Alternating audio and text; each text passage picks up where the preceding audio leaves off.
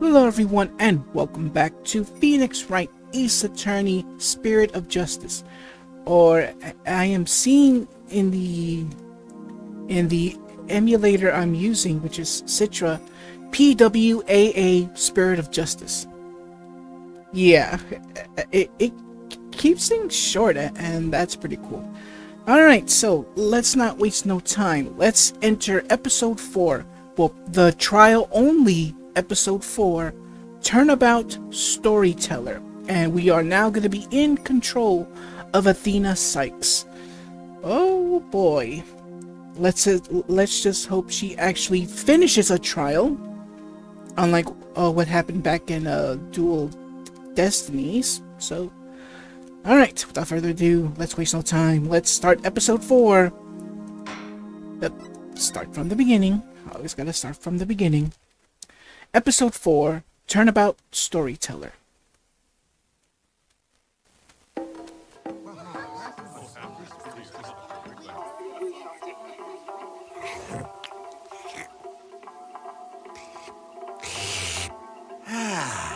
Three, 4, 5, 6, 7, 8. What time is it? It's 9, 10, 11.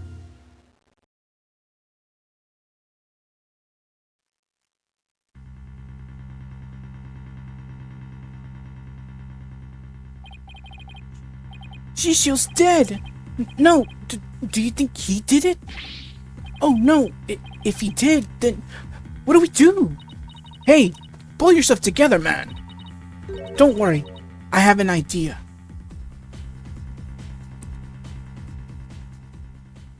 Oh boy. Oh wow. So we have another murder on our hands. And it's all about them noodles. The ramen noodles. Alright, so we're back in the good old defendant lobby number 6. Alright, here we go. What the heck? Who brings a defendant to his own trial late?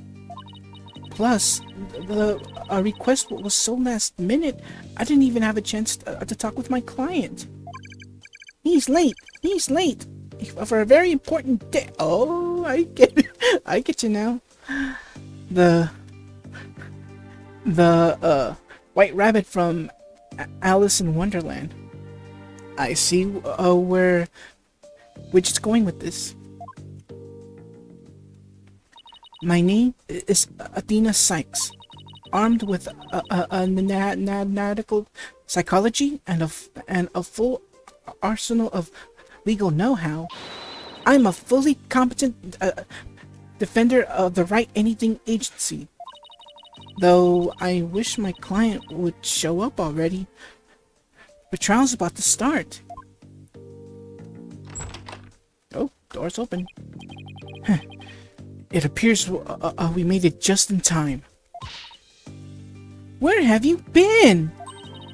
The trial's about to start, Simon. Simon? Yep. Let's welcome back Simon Blackwell, prosecutor from the previous game. But what's he doing here? More on that later. You needn't get so worked up, Athena. His baldness can wait.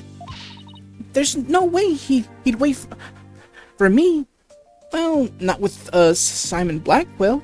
Since you're with him, he has to wait.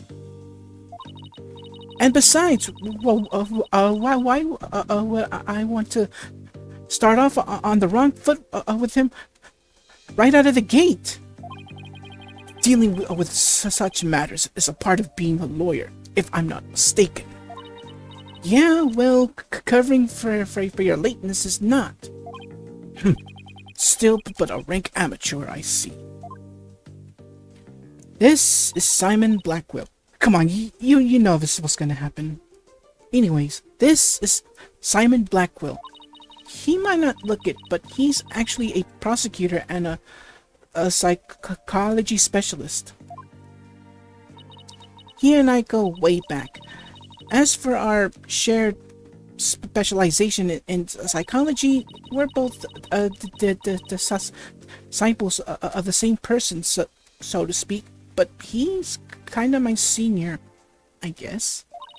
But twisted sense of humor or no, I wish he stopped treating me like a child all the time.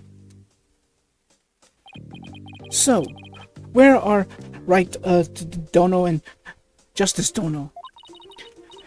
Mr. Wright is abroad, and Apollo is helping Juicy with her magic show. Didn't I tell you? They're what? So neither one of them are here, leaving you to take this on alone? Yep. Ye gads. Call Right Dono back. It's not too late.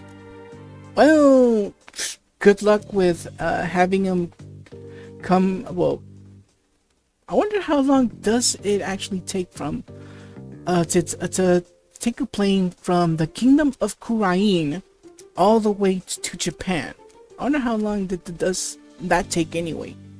Who knows? It's never explained. So deal with it, Blackquill.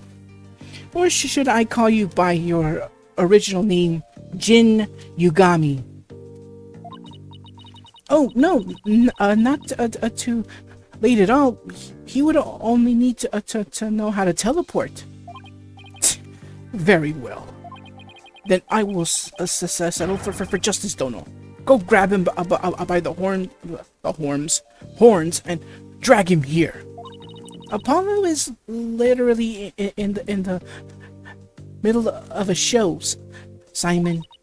You may not want to admit it, but I've got what it takes to take on this case. You just leave this to me and go watch from the gallery as your defense derails in spectacular fashion. No, as I win the heck out of this trial, I'll be okay, promise. So, wipe that look off your face already, will you?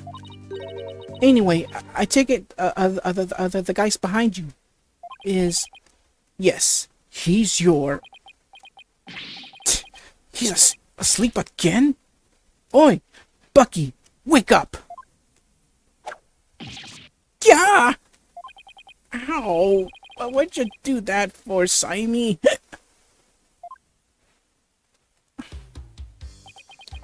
Yes, this is our client. Let's see if it has his name. Nope, nothing yet.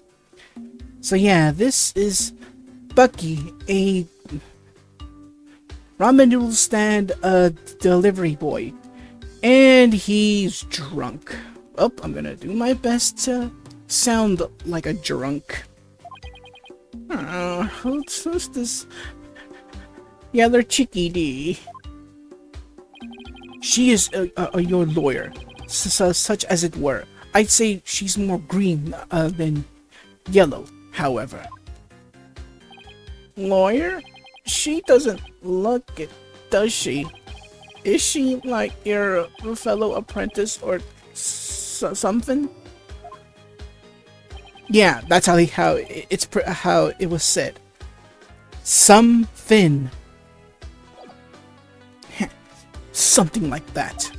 I've known her longer than I've known you. You could say we're bound to one another. Oh, okay. Well then, geez, I better call her Miss Chickadee then. I gotta remember to say den, not then. Simon, this guy's not only rude, but he's 3 sheets to the win at his own trial.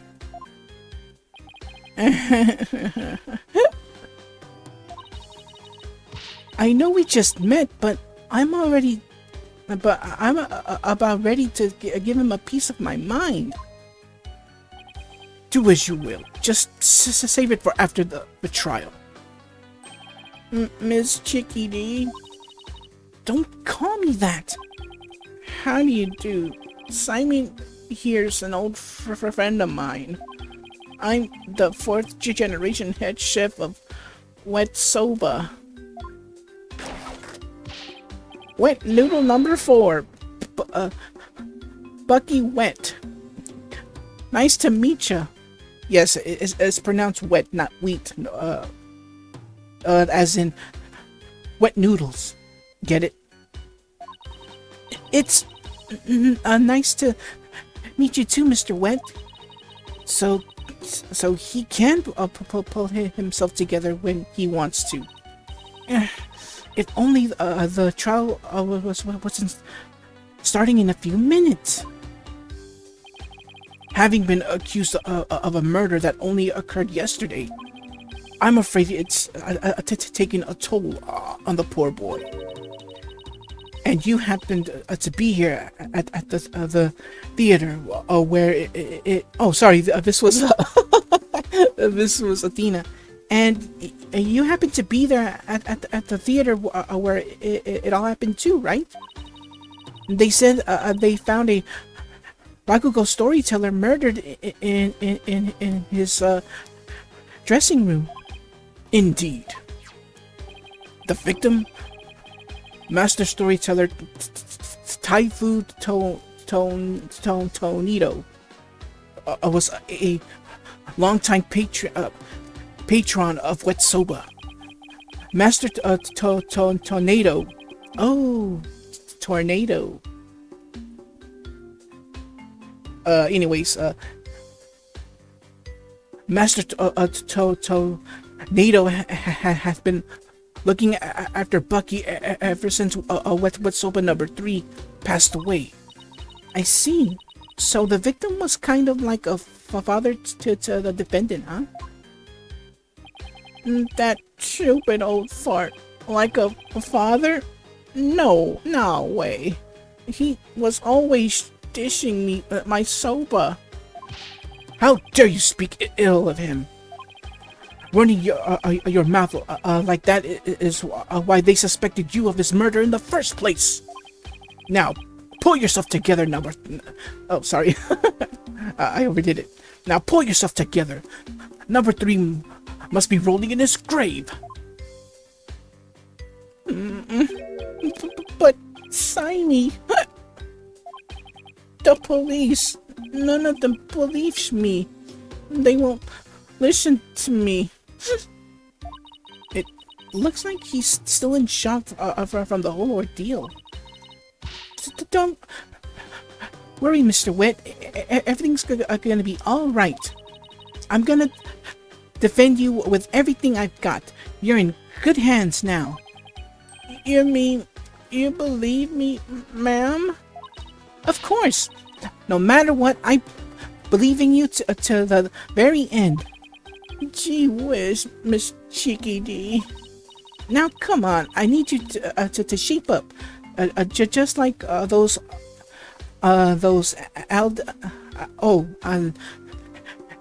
diente noodles of yours. Yes, ma'am. My soba is the freshest.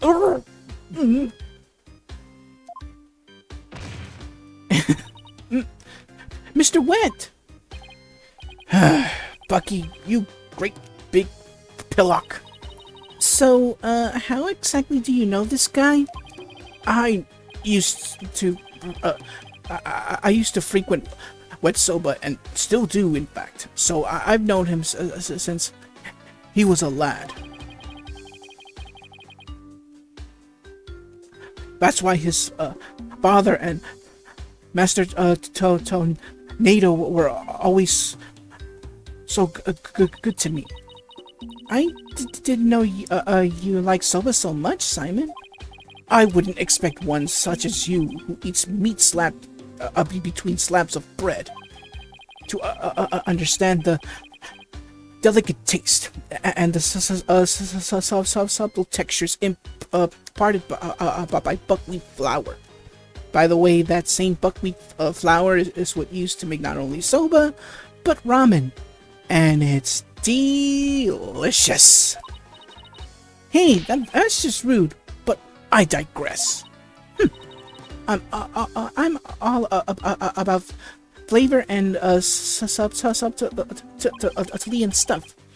If I let a Wet Soba end like this, I'll never be able to face number 3 or Master Tornado in the next life. Ah, I see. And that's why you came to me. You wanted somebody you could trust. It was never my intention to ask you. Grr. I'll show him. I can handle it just fine. Well, I believe it's just about time. What? But we haven't even properly discussed the case yet. What's the matter? You look nervous, Athena. Don't tell me you're chicky-deeing out. I'm just trembling with excitement of battle. That's all. More like nervous, I think. Off gets. Let's do this. Come on, Mr. Wet. Get up off the floor. We've got a case to win. Yes, Miss Chicky D. I'm gonna do my best. Wet soba, wet soba, wet soba, wet soba, wet soba.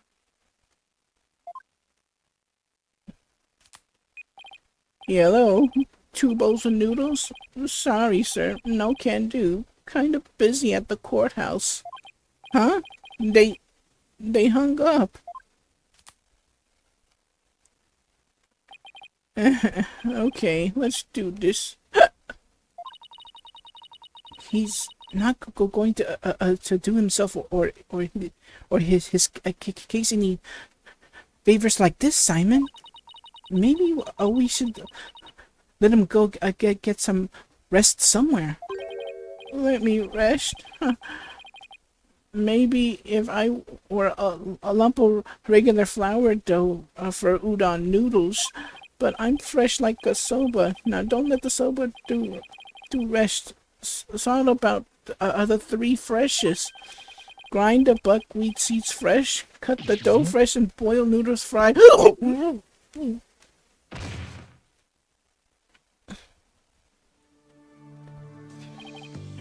He's blacked out. Oh boy, I just knew something like this would happen. Simon, what are these 3 freshes of soba he was talking about? First, buckwheat seeds, or groats, are ground to make buckwheat flour.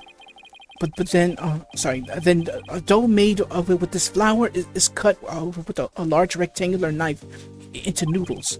And finally, the buckwheat noodles are boiled.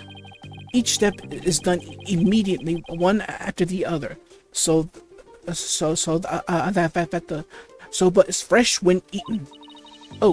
So that's what he meant. I wouldn't want him to make me any soba right now, though. That's for sure. Athena, this is no time for idle chatter. You need to get into the courtroom now. Just remember, as a prosecutor, I will be unable to lend you a hand. So don't expect any help from my quarter. There you go, treating me like I'm incompetent again. For your information, I wasn't planning on asking you for help anyway. Just you wait, Simon. I'll show you. Alright, here we go. Mr. Wright and Apollo may not be here, but that's alright. I can do this on my own. Alright. That was the longest intro there. Alright, so now we are back in courtroom number 4, and it has been some time, so it's now officially fixed. Court is now in session. All rise and be seated. Court is now in session for the trial of Bucky Wet. The defense is ready, Your Honor. The prosecution is fully prepared, Your Honor. What's this? No prayer this time? Prosecutor Asad Mahi? That is correct, Your Honor. To expedite these proceedings, I completed them beforehand in the lobby. How very thoughtful of you. By the way, what brings you back to this country? Chief Prosecutor Edgeworth himself called on me to handle this case.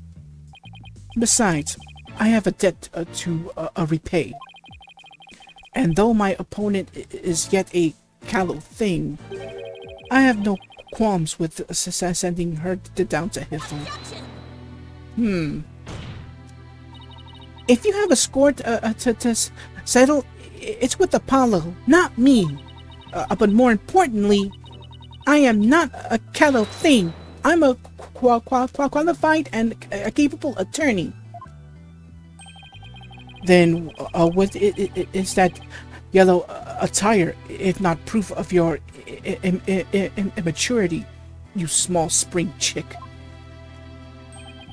Now cease your shrill chirping. Now, Prosecutor Asad Mahi.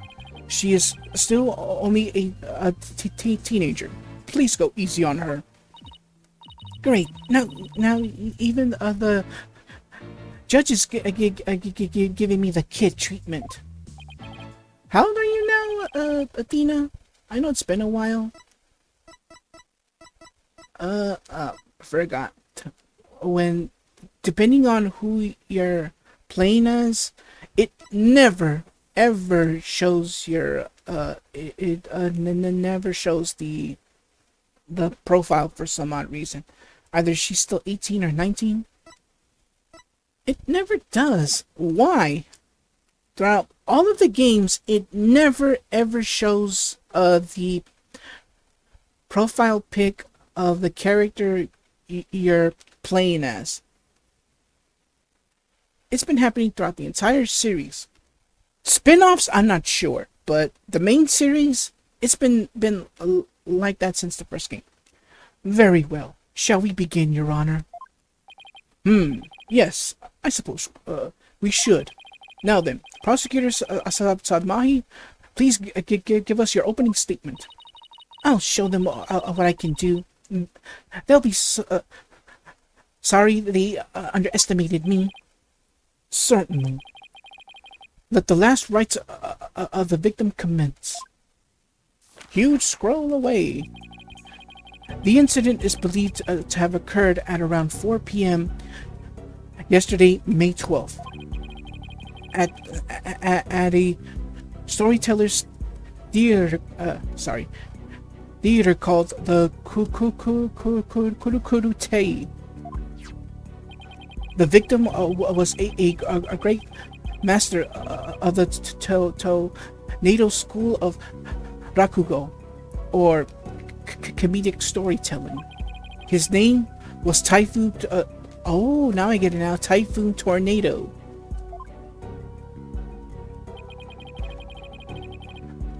The scene of the murder was at the theater's dressing room.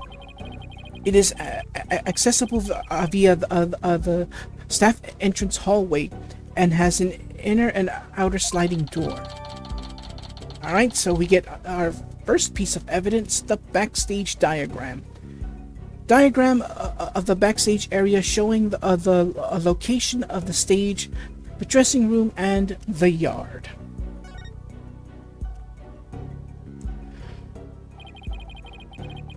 The estimated time of death is between 2 p.m. and 5 p.m.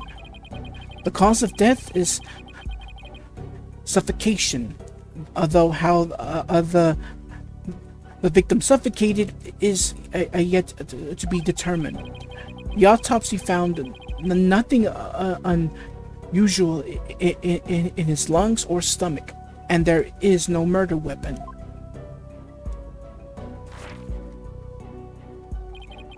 I will now submit the incident report to the court. Alright, so we get our next piece of evidence, the crime scene report. The crime took place in the theater dressing room, Master Tornado was found with his face thrust into a large soba bowl. And of course, his autopsy report. The time of death is between 2 p.m. and 5 p.m. The cause of death is suffocation. Prosecutor Sadmahi, how come you name Mr. Wet as the culprit when you don't know how the victim was killed, or even with what? While it is true that the weapon and precise method are as yet unknown, the accused is the only one who had the opportunity to commit the murder. I will explain this assertion in further detail as we continue. I guess this means he has some kind of evidence to present. Now, would the accused care to plead his case? Well, about that. Come to think of it, where is the defendant, Miss Sykes? Sorry, Your Honor, but I'm afraid Mr. Wet isn't feeling very well and is resting in the infirmary. Surely it is the lack of a clear conscience that impedes him from facing this court. Great, starting off on the wrong foot already? Mr. Wet is head chef of a soba shop frequented by the victim. On the day of the incident, Mr. Wet went to the theater at the victim's request. Typhoon Tornado was a connoisseur of soba, as you can see in these photos. He was apparently making soba himself in his dressing room that very day. The soba found at the scene is likely the soba he himself made there. Liking soba is one thing, but making it in a theater dressing room's a bit much, no? Master Tornado truly had a passion for soba, didn't he? For a man like that to be murdered by a soba chef is simply unthinkable. And yet, the accused had ample motive. For in the victim's safe, we discovered the deed to the accused shop.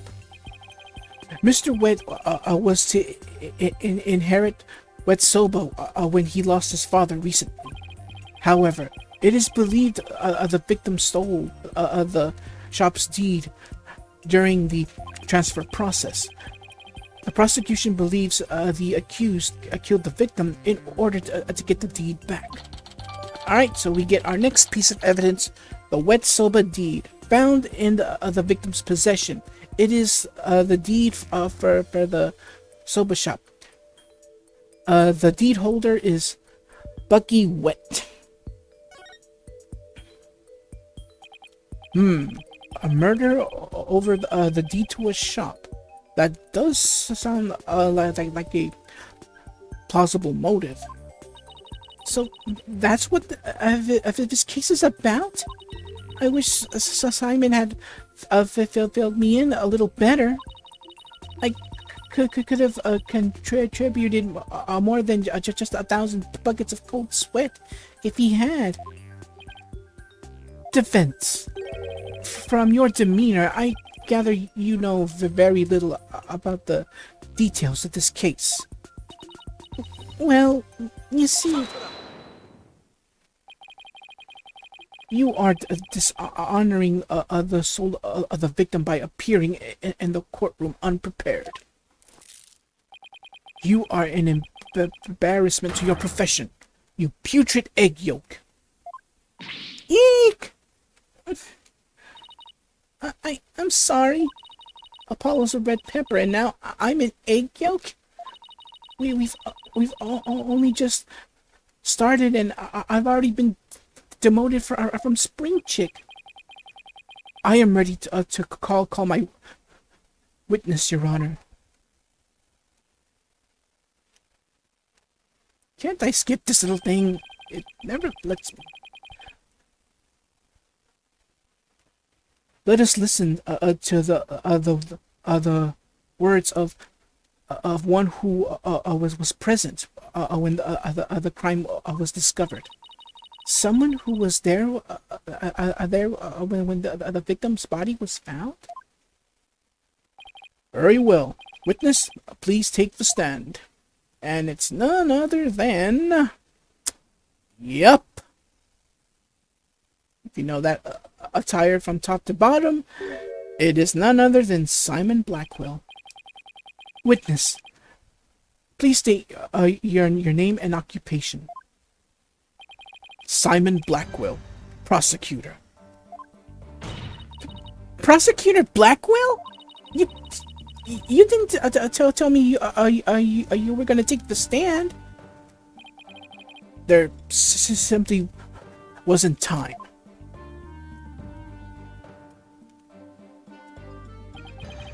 What a shame, Prosecutor Blackwell. Had you shared the darning scene you witnessed beforehand with the defense, we could have moved this trial along and saved the victim's soul that much faster. Darning scene? What in the world did Simon see?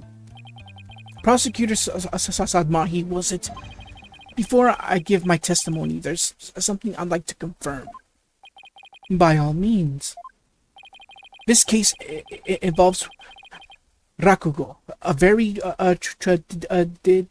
traditional form of Japanese comedic storytelling.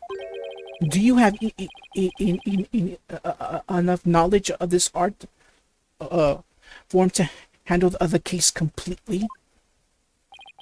Are you implying that I am not qualified for this case? Not yet. I am simply trying to ascertain your familiarity already with the topic. For now. It is a prosecutor's duty to learn the background of any case he takes on. I did some research on rakugo last night, and I've grasped the overall idea of it. How much could you possibly grasp in a single night?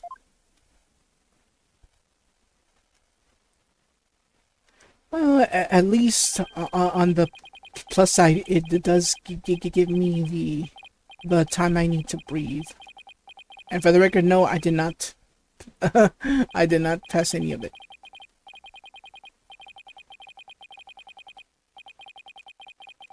That is a lot to say, and I'm not even skipping this.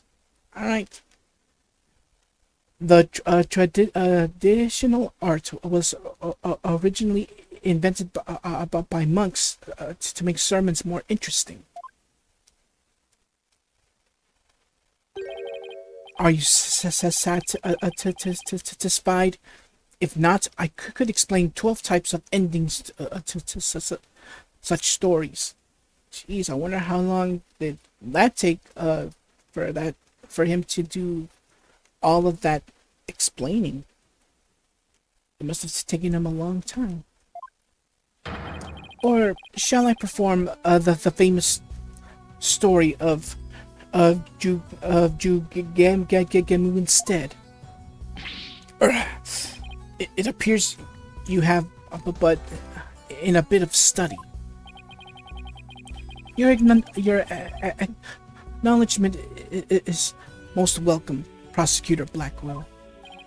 I can see why you are known for being quite thorough in your research, Prosecutor. Now, I would love to see you perform that story you mentioned, if you don't mind. if that is your honor's request. Jugemu Juge. Your Honor, could we please get back on the trial? Oh, right, of course. I nearly forgot. Seriously, of all the things for you to forget. Now then, but back to the case. Prosecutor Blackwell, please tell this court what you witnessed. All right, here we go. Testimony numero uno. What Simon saw. Here we go. Yeah, after I finished the other case, the previous part, I went ahead, to get a glimpse of everything before I went to the first testimony. So just for like how long the anime cutscene's gonna last, and how long the beginning intro in the lobby begins, that kind of thing. All right. So what Simon saw. I went to the theater yesterday and arrived at approximately 4 p.m. That was kind of a bit of a hesitation there, because if you notice them 3 dots there, that means it's hesitation. I went straight to Master Needle's dressing room to say hello. Hold on, my volume here is a bit loud. Bucky went into the dressing room thereafter, only to come storming out a while later. Master Needle's junior disciple Uendo apparently then entered the room soon after. That's when Uendo discovered Master Tornado's body. Yes, I'm gonna say tornado because it does match the pun there. Now, wait just a minute here, Prosecutor Blackwell. With a testimony like that, you practically accused Mr. Wet of the crime? Excuse me. All I can do is state what I saw. I can't help how it appears. But a qualified and capable attorney such as you should be able to dispatch with it, right? Well, yeah, duh. All right, I guess I better start getting all the info out of him that I can. All right, cross-examination time. All right, here we go. Alright, so first I went to the theater yesterday and arrived at, hesitation, approximately 4 p.m. Prosecutor Blackwell, what did you go to the theater for in the first place? I went because I had received an invitation from Master Tornado. Here, see for yourself. It was a special show commemorating his junior disciple Uendo's promotion. It was also an occasion to announce the boy's succession to the stage name of Uendo the Second. So what exactly does it mean to succeed to a stage name? You really don't know, do you? In the performing arts, a name succession is when an artist inherits a predecessor's name. I see. So there was another Uendo Rakugo artist before the disciple succeeded him, huh? And what exactly did your invitation say? It contained a simple letter of salutations and an outline of the show's program. Oh, it appears Typhoon Tornado was going to perform Toki Soba or Time Soba. He's famous for his masterful pantomime of eating soba using only his fan as a prop.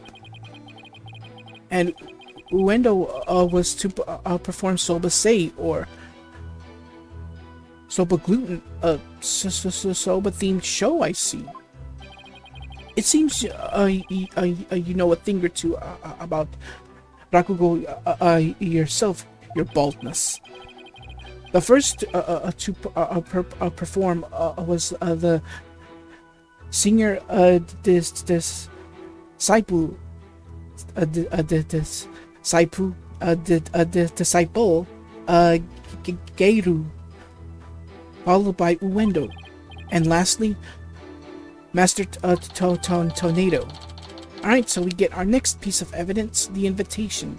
The invitation Simon received from Master Tornado to the showing commemorating Wendo's name, succession, and promotion. I see. So that's why you happen to be at the Storyteller's theater yesterday. Excuse me. So what happened after you arrived? Sorry about that. A lot on my throat. I went straight to Master Tornado's dressing room to say hello. And how did Master Tornado appear when I said hello to him? I went with the intention of greeting him, but ultimately we didn't actually meet. You didn't see him? Why not? Gegeru escorted me to the dressing room.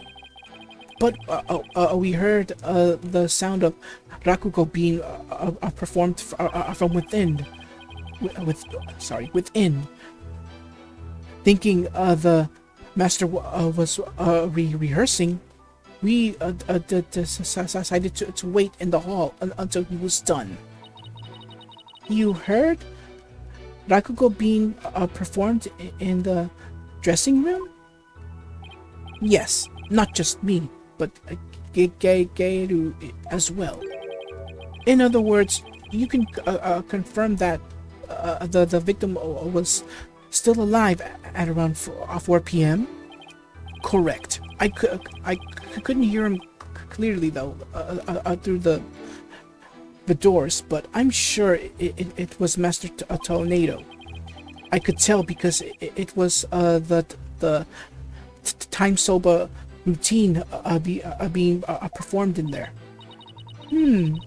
So that means the victim was killed sometime after that. Alright. So our next statement we're gonna press. Please tell us in detail how Mr. Wet appeared at the time. Geiru and I were waiting in the hallway for Master Tornado to finish practicing. When Bucky appeared and entered the dressing room with his things, what happened after that? We heard him sounded we heard what sounded like Bucky shouting inside the room. About 10 minutes later, Bucky came back out of the dressing room looking rather irate. This is most likely when the murder was committed. The victim was an elderly man. It would have been entirely possible to kill him with the span of 10 minutes. I better come up with some kind of counter argument and fast. Master Nados Jr. Disciple Uendo apparently then entered the room soon after. Oops, go back.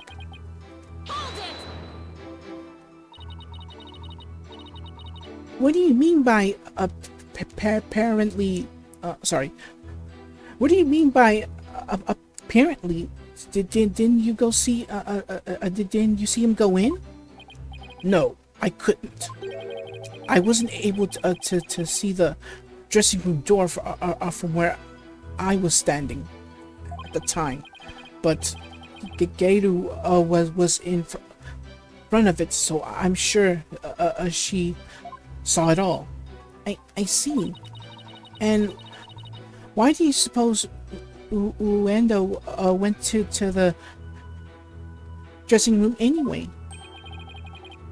He had just finished his routine, so he was making a courtesy call.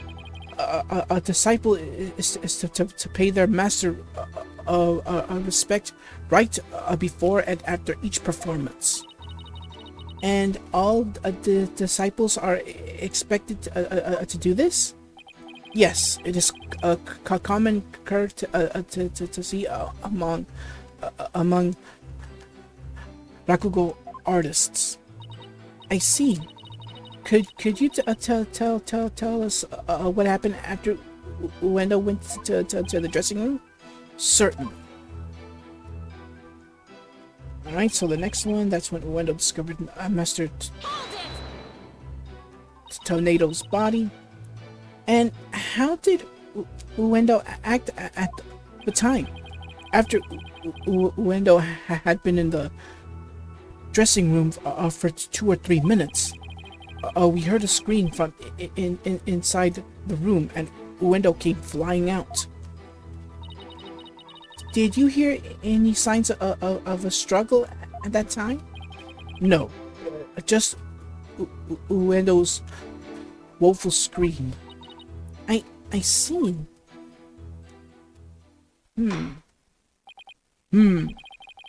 Well done, Prosecutor Blackwell. Your testimony has given us quite a glimpse into the sequence of events. Thank you, Prosecutor Blackwell. And now, please allow me to summarize your testimony.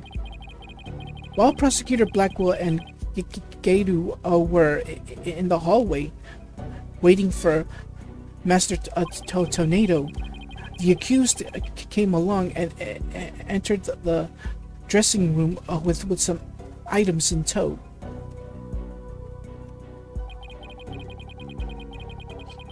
He was heard shouting for a time inside the dressing room, and about 10 minutes later, he came back out of the room, seeming rather angry. A short time after the accused had come and gone, Uendo Tornado went into the room. A few minutes later, after having discovered the victim's body, Uendo gave a scream and came running out into the hallway from within. Prosecutor Blackwell and Geiru then ran into the room and saw the body for themselves. From the circumstances, it is quite clear that the accused murdered the victim. This is crucial testimony indeed. Alright, so we get Simon's statement. Simon's eyewitness account of the time of the incident. Now keep in mind, he's not the only witness. Defense. An eyewitness has given conclusive testimony. Why not let it all go and allow the victim his last rites? Not on your life.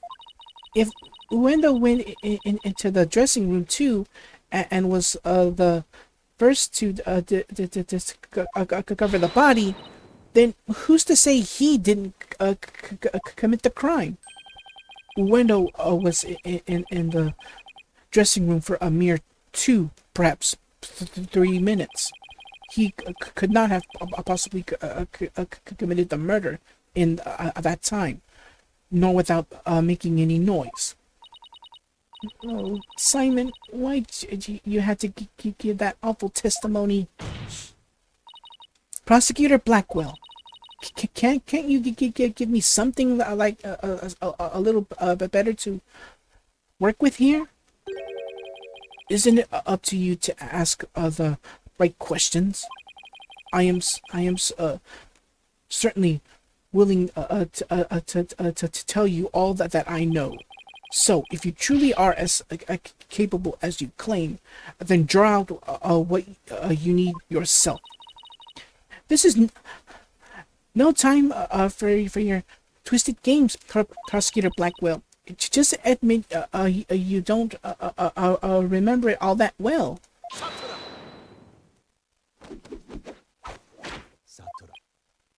I'm just gonna skip that. Like I said, he's gonna be saying that throughout this entire game, so I'm not gonna get used to it anymore. Anyways, Prosecutor Blackwell, watching you collude with the defense like this, I see that you are no prosecutor. Be gone, witness. You shall hunt this sacred hall no more. How dare you treat me like some evil spirit to be exorcised? I'll remember this, you blackguard.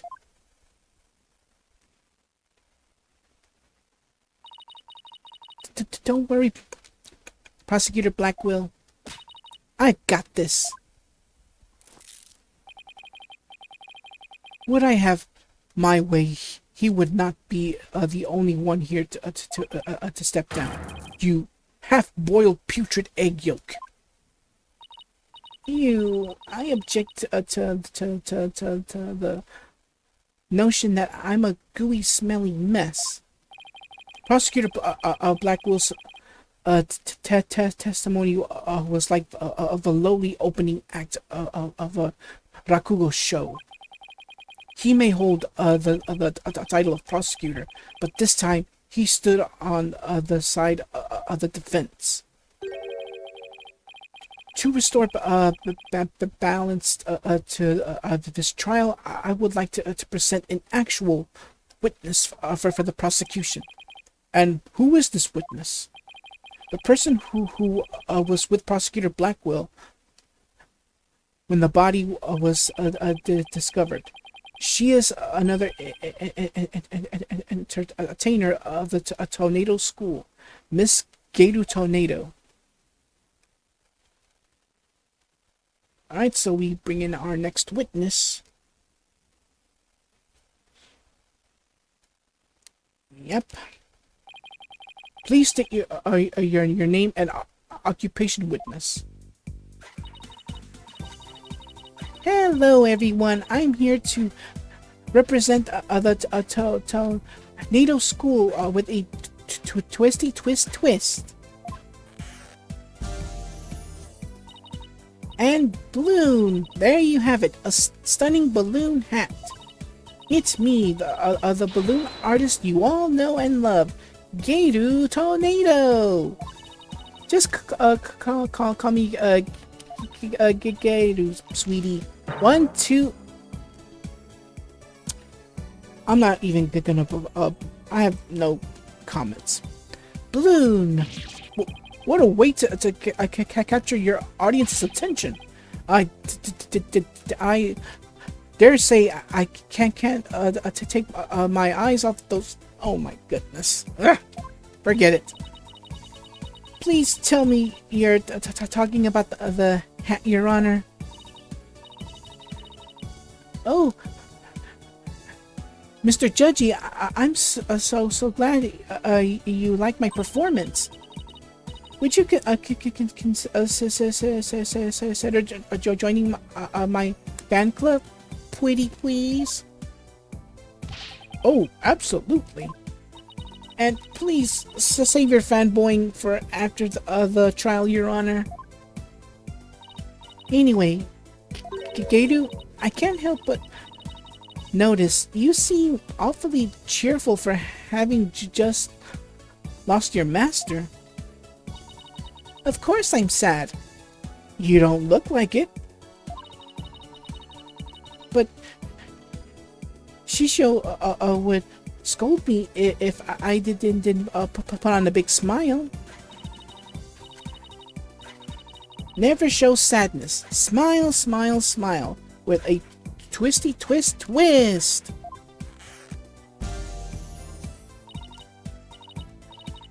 Alright. And bloom. There you have it. One gorgeous cake.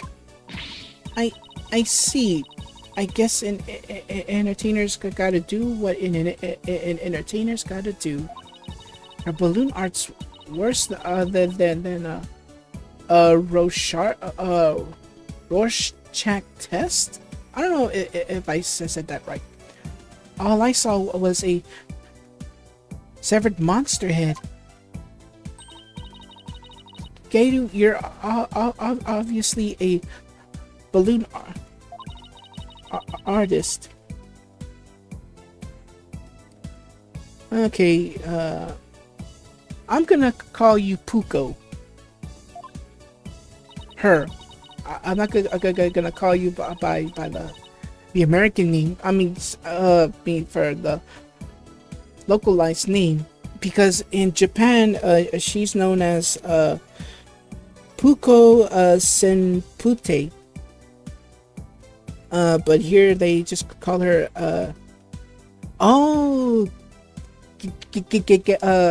okay, so they're named after certain storms like hurricane, tornado, gale. That's what it means. So they're named after many types of winds. Now I get it now. But for this, I'm gonna call you Puko instead. Well, my father, my late father, that is, was a rakugo artist. You see, so I joined the Tornado school to be just like my daddy someday. I see. My father and I My father and I owe so much to Shishio, our master, but that Bucky went. Ooh, how could he? I want to see him pay for what he's done as quickly as possible. Your distress is entirely understandable, and my condolences for your loss. And not only that, but you have more to say about Mr. Went. Every time he comes to deliver soba to us, he yells at me. He always tells me to get away. Is there any reason why he would say such a thing to you? He says the smell of my perfume will get into his soba and ruin it. Like, how can he say that? This is a great scent. How very rude of him. I don't blame you for being upset. Well, it is true. If you're spraying perfume while there's soba somewhere, like, you know, like, if you're spraying it everywhere, or perhaps your clothes, that perfume, well, not the smell, but the chemicals can land just about anywhere. And yes, even on food. It may ruin it, or it can be poisonous, because keep in mind, some chemicals used for for perfume can be, I mean, I wouldn't say poisonous, but it can get you sick in a way. And that's something you don't want. Anyways, excuse me, Your Honor, but please don't let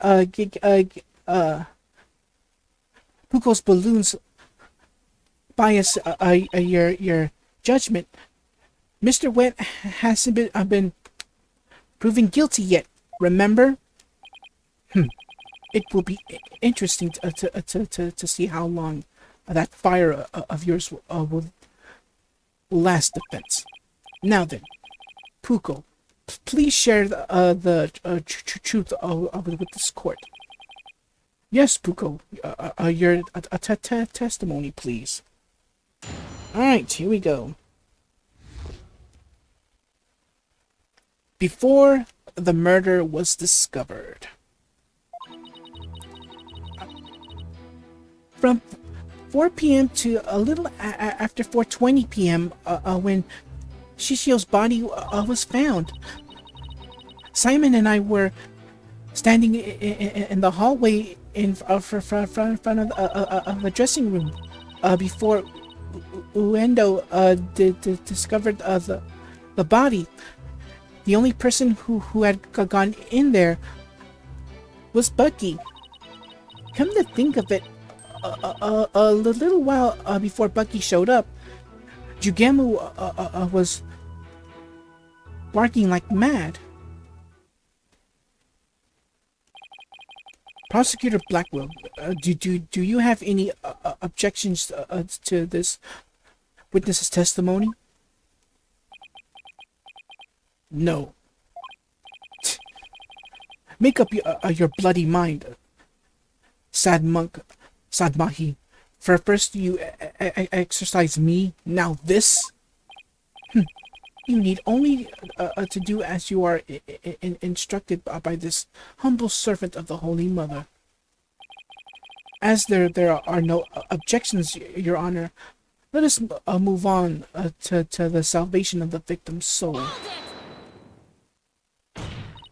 Hey, I'm the defense attorney here, Prosecutor Sadmahi, and I just might have an objection or two once I actually cross-examine the witness. So what are you asking Prosecutor Blackwell for? I'm the one you should be checking with. There is a passage in the sacred scriptures of Kurainism.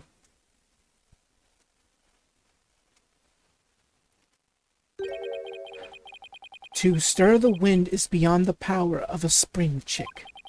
In other words, the inexperienced are useless. With that in mind, it seemed more judicious to consult Prosecutor Blackwell. He doesn't even see you as an adversary, Sykes Dono. Well, I won't let either one of you insult me. I'll show you I'm no inexperienced spring chick. Your Honor, I'm ready to cross-examine the witness. I hope you can make prosecutors Sadmahi see you as a worthy adversary, Miss Sykes. I'll allow your cross-examination, so you better strike while the iron is hot. Alright, here we go.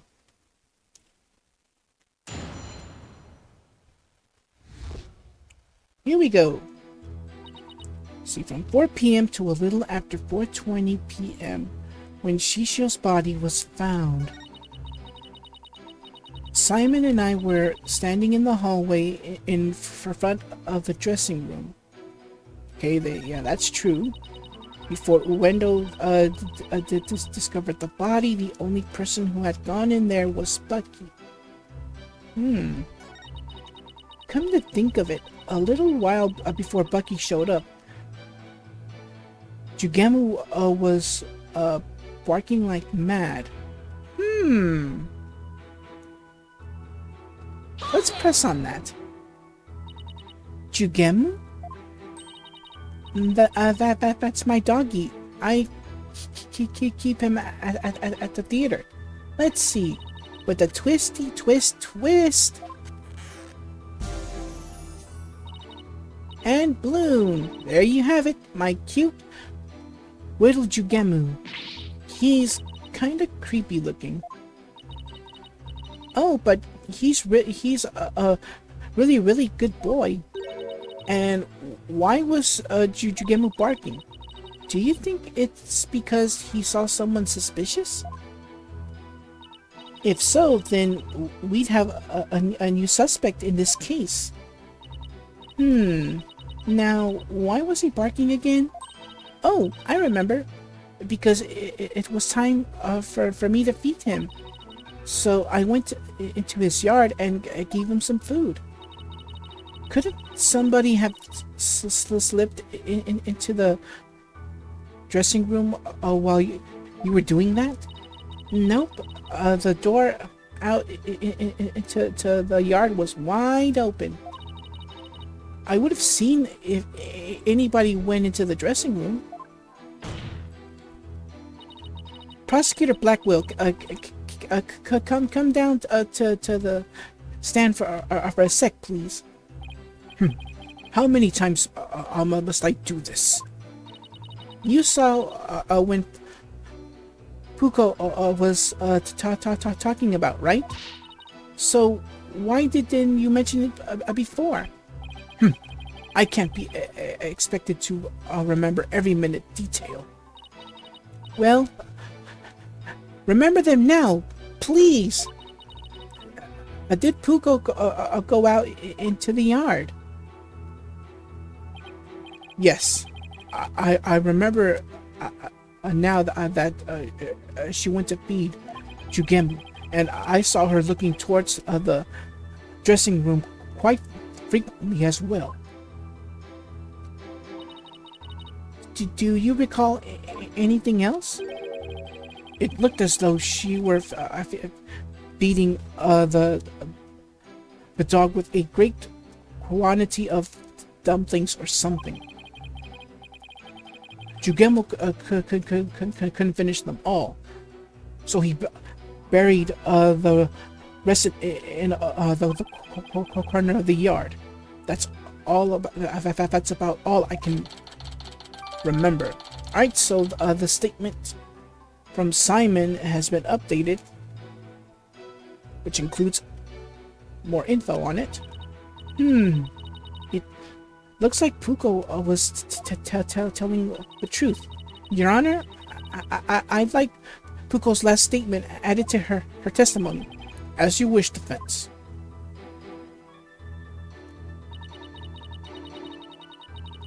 Alright, so new statement. I was in the yard, but the door was wide open, so I kept watch on the dressing room. Let's present something. And what I mean, the diagram. Objection!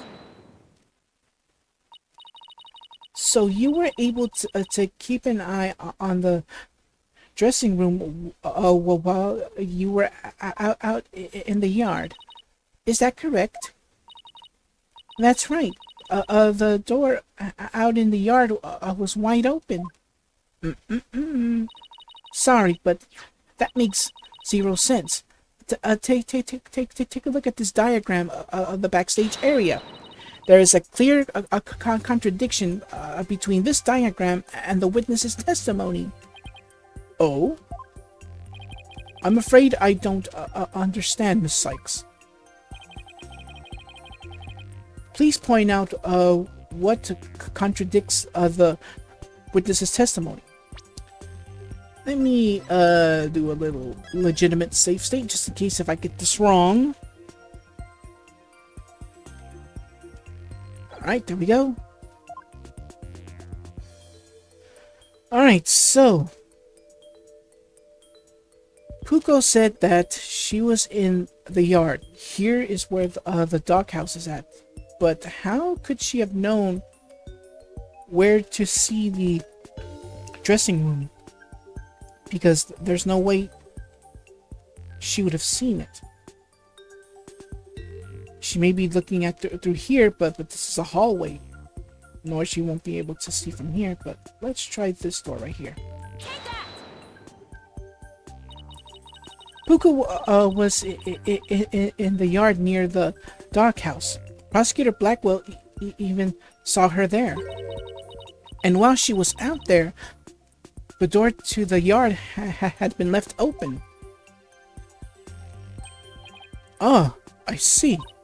Yes, if the door to the yard was wide open, as Puko said,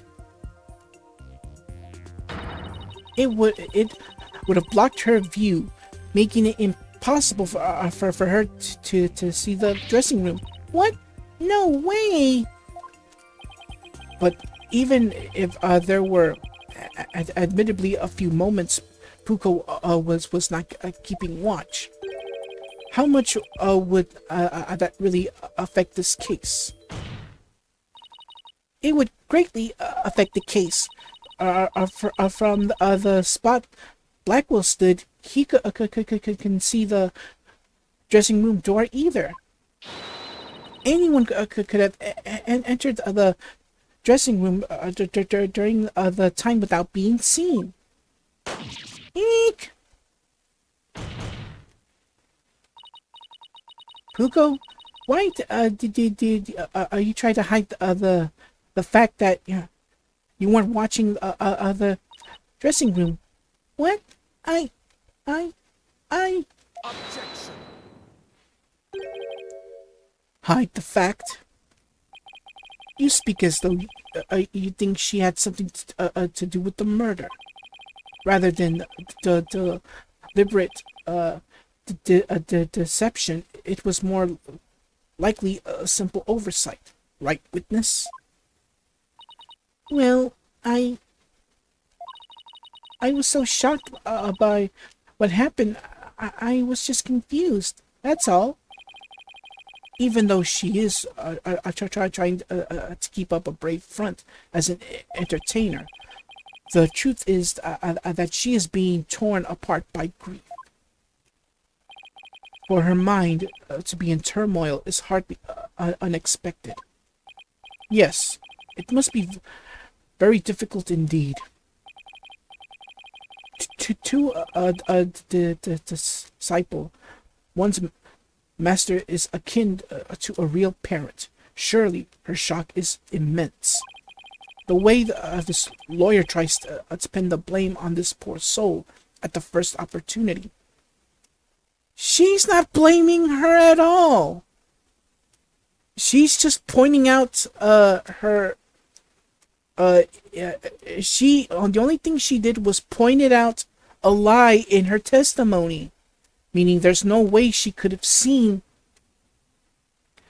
through the dressing room, and even if she did, Blackwell was in the way. Athena is not accusing Puko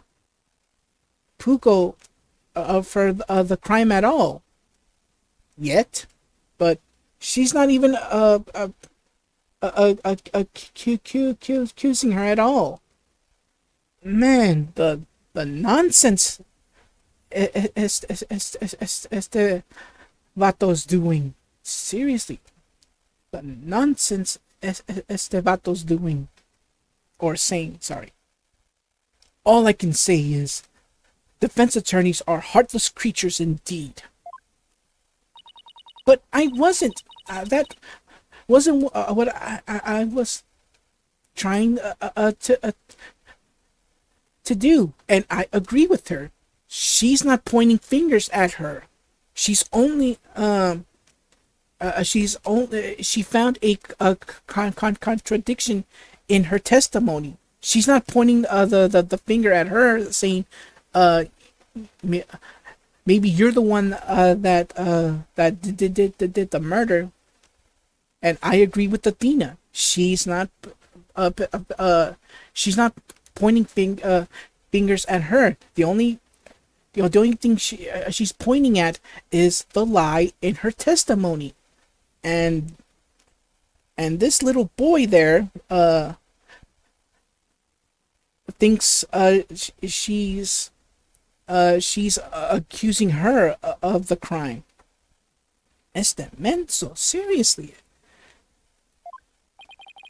It is beyond, is it beyond your comprehension, defense? Your unskilled argument is scarring of this witness even further. And if we ask the people of this courtroom, I'm sure they would agree. What? The gallery, I get a say in this? Are you afraid to find out what they think ill of you? Or that perhaps you are in the wrong? Listen to them now, with that king's sense of hearing you are so proud of.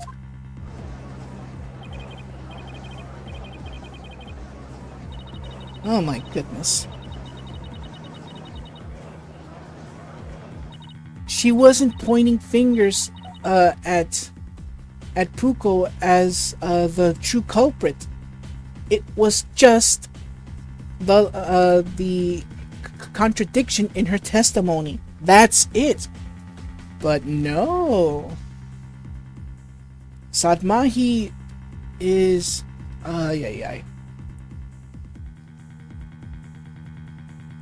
let's just say he makes people make him believe what they want him to well, how should I put this?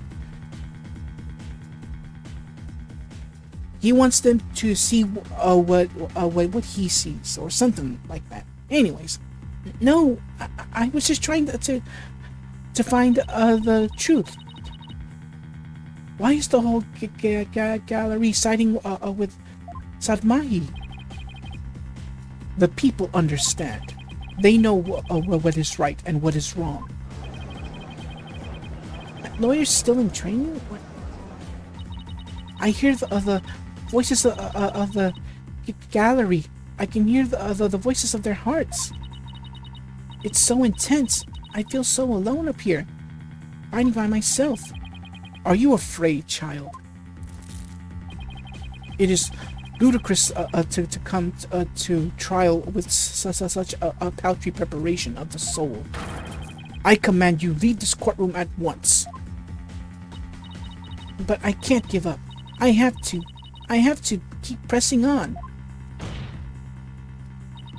As long as there was a moment when nobody was watching the dressing room door, the defendant can't be convicted solely on Prosecutor Blackwell and Puko's testimonies.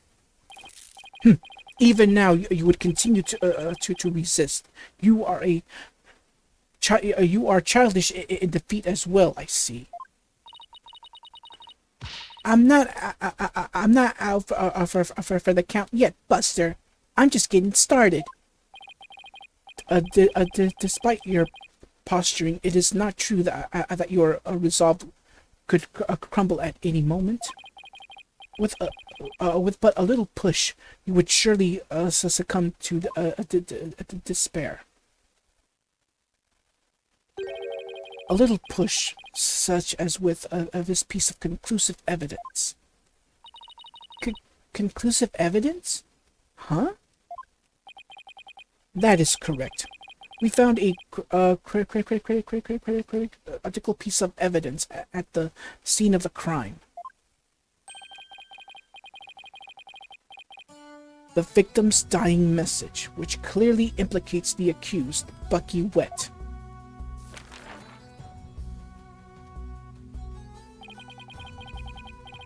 Look at these Japanese playing cards, known as karuta, lined up at the table. These special English version karuta cards spell out a message. That message, wet number 4. Wet number 4? You mean, wet no 4. You mean Wet noodle number 4? Yes, wet noodle number 4, as the fourth head chef of Wet Soba is also known.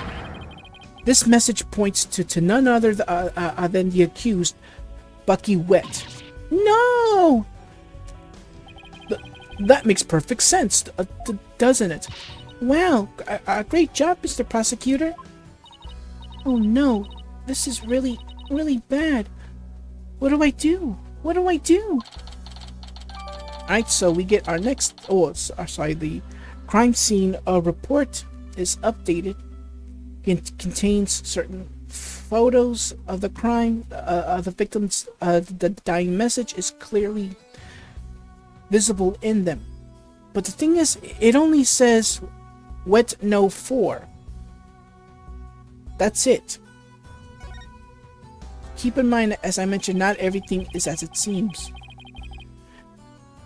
Would you still carry on your futile fight in the face of irrefutable evidence? You can say whatever you want. It is cruel to give the accused false hope. You will only compound his suffering. Wise people of the courtroom, do you not agree?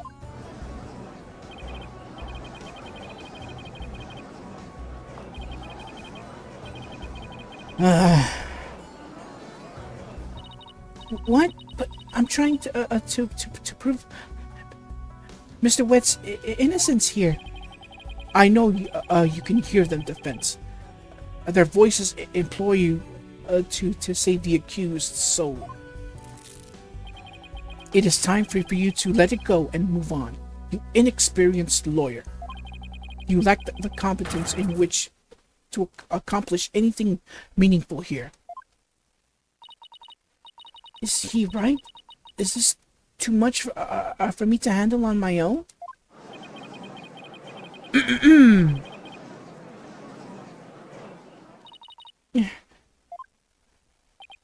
Now, defense, leave everything to this humble servant of the Holy Mother. Silence.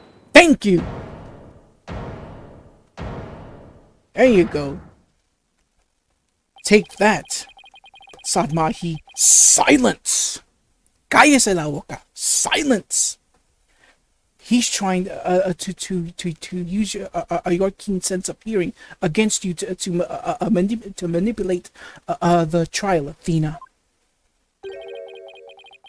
What a cheap trick for a supposedly holy man. Simon!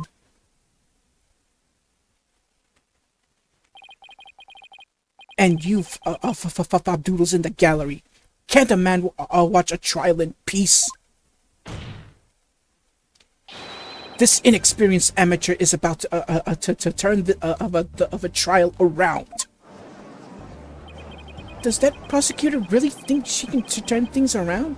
Well, she has. If you recall her being in helper in the previous games, you all should know this by now. Esta gente, seriously.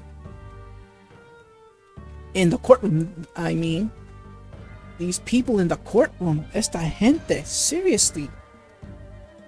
Have y'all not realized it? Anyways, the mood in this courtroom is starting to change. Prosecutor Blackwell, what are you doing in the defense's bench?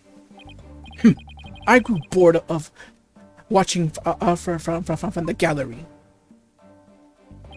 Besides, if I were to leave this trial to this spring chick and lose my favorite soba in the process, I will be quite cross. You voluntary stand on the side of impurity and sin? Truly, what a fool you are. To think you were so easily manipulated by his parlor tricks. Whatever happened to qualified and capable Athena? I just let my guard down a little bit, but it won't happen again. Then gird up your loins and steel yourself for battle. I'm not girding up anything in this skirt, but I am ready to get serious. It seems there is now yet another soul I must cast down into Hippo. I was in prison for a long time, and Hippo sounds no worse than Cell, to be honest. But the fires of Hippo will not be the end of your suffering. For the sin you have just committed, you shall surely be reborn as a panda in your next life. Yeah, and whenever he sees you, he will maul you. It don't matter. I mean, I know pandas are supposed to be sweet and all, but you mess with them, yeah, you're gonna get mauled. So, thanks for the help. A white and black, a reverse panda, that is. That don't mean a thing. A bear is a bear, and you shall be put in a zoo to be exposed to public ridicule. A threat like that won't work on Prosecutor Blackwell. After all, he's already used to looking like a panda in this light. You're not helping, Athena. Who are you calling a panda? Sorry. I see that you are both prepared to face the fires of darnation. Puko, thank you for your service. You may step down now. Okie dokie. Bye bye, Balloon.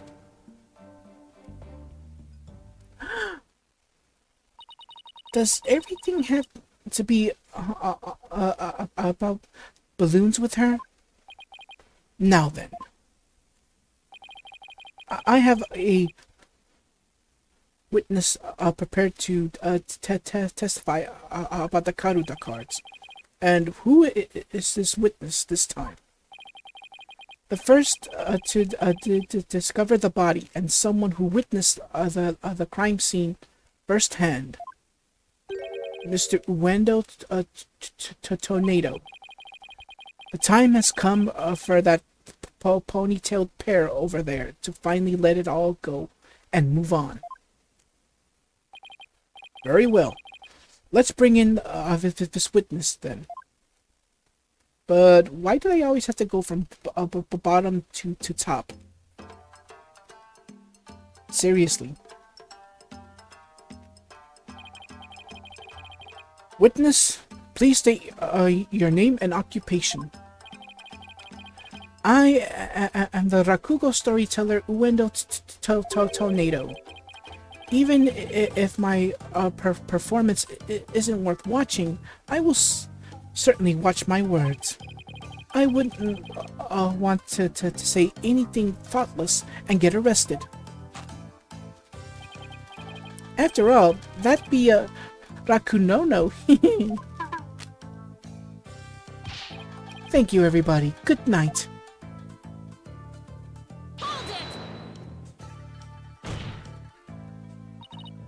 You can't leave yet. You've only just introduced yourself. Oh my. Are you a fan of mine, miss? Would you like my autograph? One moment.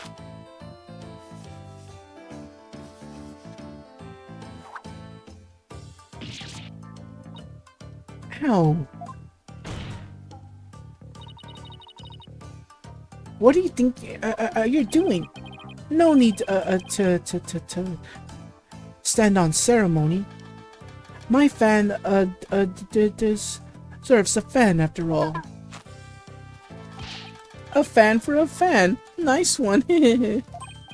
Oh, Why, if it isn't Simon, how are you on this fine day, sir?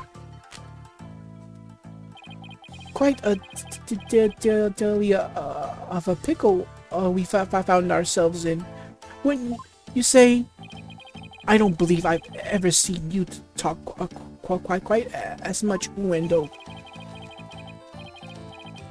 Never performed in a place like this, you know? I got butterflies here. Can't you see?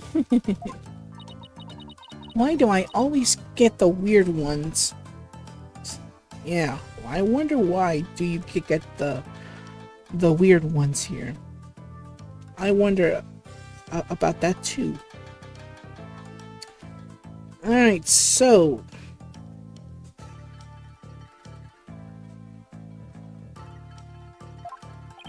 sorry about that. Pardon me, witness. As much as I enjoy your banter, I believe we had better return to the case at hand. I suppose you're right. In that case, I was promoted to Futatsume yesterday and received the stage name of Uendo. The show was our way of celebrating my new name and middle-ranked standing. And then that happened. Huh. I never dreamed something like that happened. Not in a million years. And just as I got my chance to start repaying my debt to Shishio too. Yeah, plus I'm worried about Puko.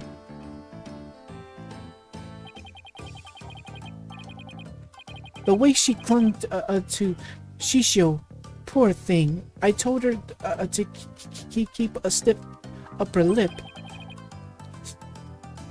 Stiff like rigor mortis. Keep telling those lame jokes and Shishio will come scold you from the grave. I wouldn't mind getting yelled at, you know, if it meant seeing him again. Uendo, please, as charming as your various characters are, this isn't a Rakugo stage. Let us hear your testimony now, witness. Tell the court about the evidence left at the scene, the proof of the accused's guilt. Alright, here we go. Shishio's dying message. Okay, here we go. I noticed Shishio's dying message right away. The stiff cards were right there next to the stiff you see. Hey now, enough with the silly puns already. Anyway, I got the meaning right away. I knew it must have been talking about Bucky. That was the master's final message, left as he was drowning in soba broth. It's so like Shishio not to write Bucky's name outright, plain and simple. Wasn't his style. You don't say. Well, that was certainly a more entertaining testimony than usual. The variety of characters performed by the witness was absolutely splendid. But he shouldn't be performing any characters in the first place, Your Honor. And Uendo, the murder weapon hasn't been determined yet. So how can you say the victim drowned in soba broth? It's obvious. All you have to do is Look at the crime scene. He was found with his face shoved in a bowl. It's only natural to assume he was drowned in the broth for the noodles. Except we're not here to assume things, Wendo. So please stick to just the facts. My, it's so like a sober chef to kill someone this way. Wouldn't you say? And with that Ruta message he left behind, it's clear Bucky Wit did it. Setting aside the issue of the murder weapon for now, that the dying message certainly does seem to be irrefutable evidence. Indeed, excuse me, it proves the absolute guilt of the accused. Even I've got to admit that I can't see how that message could mean anything else. Bucky used soba for the deed, all to get back the soba shop deed.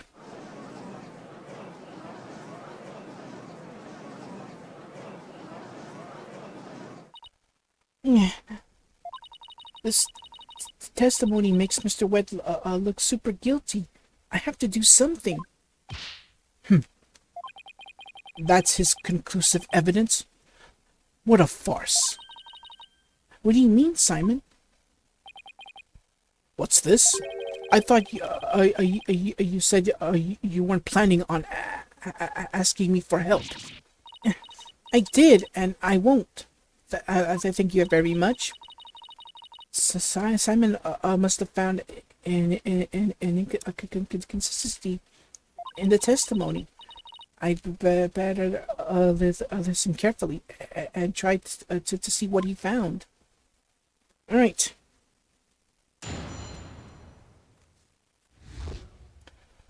Okay. Shishio's dying message. Let's see. I noticed Shishio's dying message right away. The stiff cards were right there next to the other stiff you see. Hey now, enough with the silly puns already. Anyway, I got the meaning right away. I knew it must have been talking about Bucky. That's what the master's final message left as he was drowning in soba broth. Drowning in soba broth, you say? But the thing is, didn't the master die of suffocation? Let's present that autopsy report. Objection!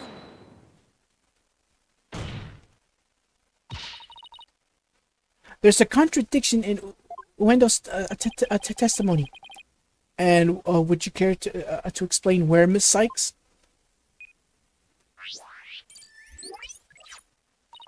Certainly, Your Honor. According to the autopsy report, nothing unusual was found in the victim's lungs. Ah, yes, it does say that, doesn't it? And he's sweating. If he had drowned in a bowl of soba, then there should have been soba broth in his lungs. But since there wasn't any, it means the victim was suffocated with something other than soba broth. What? This is the contradiction you notice, isn't it, Simon? Not bad. Not bad at all. I guess I showed you. But if drowning in the soba broth wasn't the cause of death, then when was the victim's face thrust into that bowl? Taifu Tornado's face was thrust into the bowl after his murder.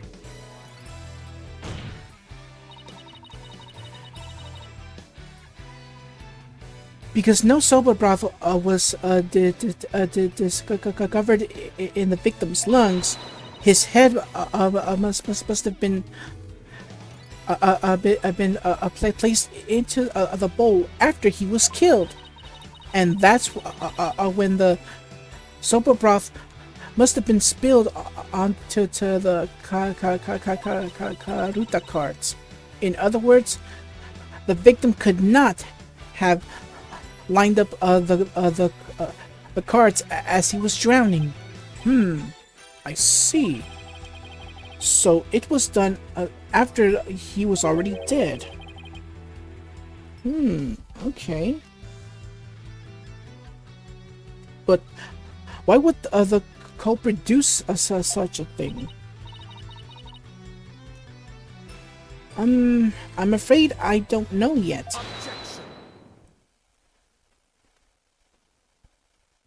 Now what?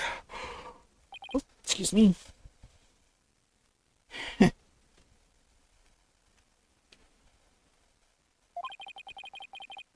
You boast of...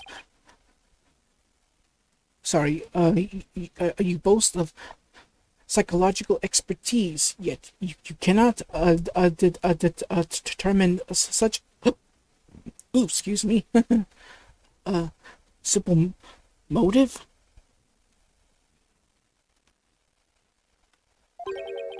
My sides are liable to split at the absurdity. What? And I suppose you know why?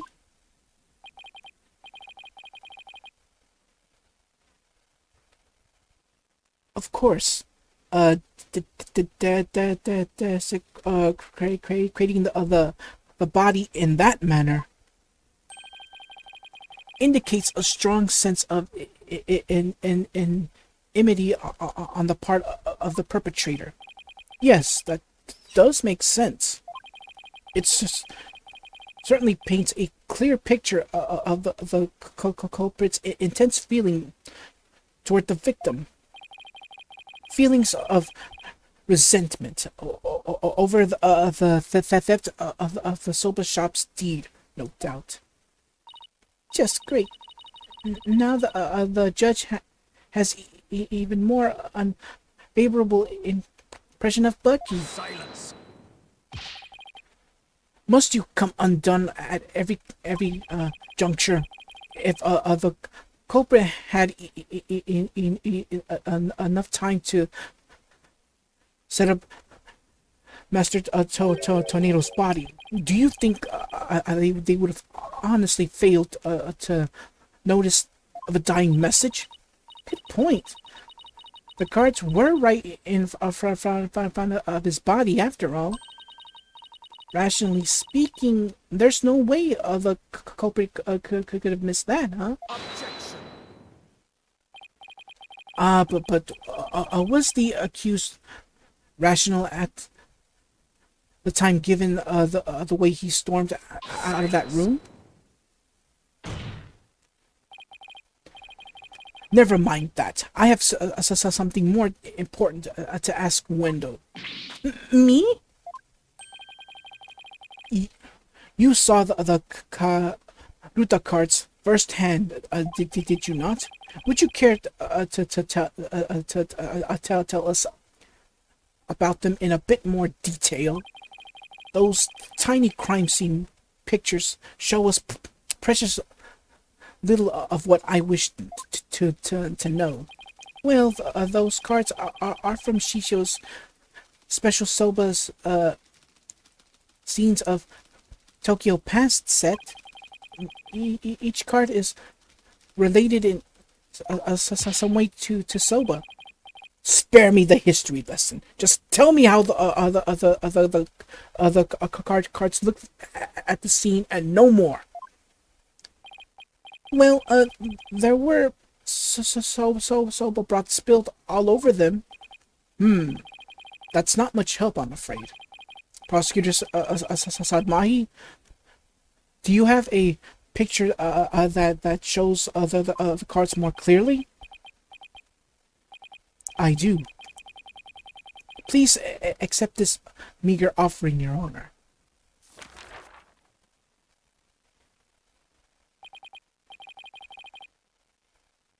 Oh my, what delightful looking cards.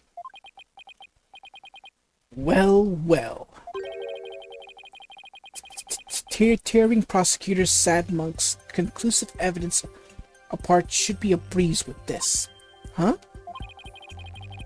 Don't tell me you haven't noticed. Don't be silly. Of course I have. Not noticed anything, but I can't exactly say now. Say that now, can I? Alright, so we have new pieces of evidence, a picture of the Karuta cards.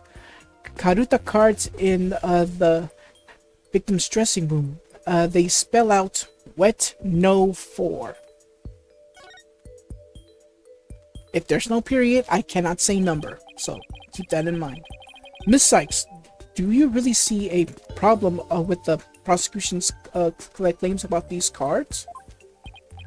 Well, go on then. Alright. It's do or die. Oh boy.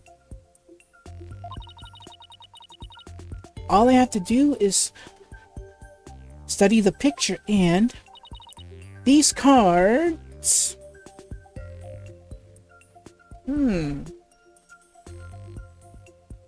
I guess I'm gonna have to say were rearranged. These cards were rearranged, but how can you tell? Please take a look at these cards, Your Honor. The answer is right in front of us. Where exactly should we be looking, Miss Sykes?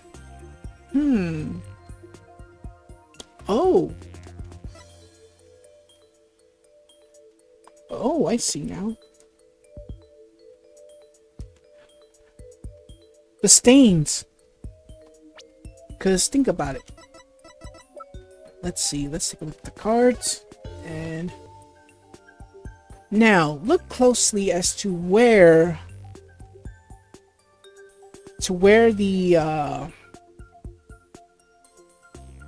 the stain first started. So which card had the stain first? Could it be the N? Could it be the O? Well, we'll find out when I come back. So cut. Okay, I'm back. All right, so let's see what that card is. Oops, switch screen back. There we go. All right, so it's been stained with broth. The soba broth stains. Please focus your attention on the soba broth stains on these cards. The outline of these stains don't match up with the longer stain on the table. Oh, would you look at that? You're absolutely right. And please recall that the soba broth was spilled and got on the cards after the murder. When the victim's face was placed in the bowl. Yes, go on. But by the stains, we can see that the culprit deliberately rearranged the cards after that. In other words, this message was altered in order to pin the crime on my client.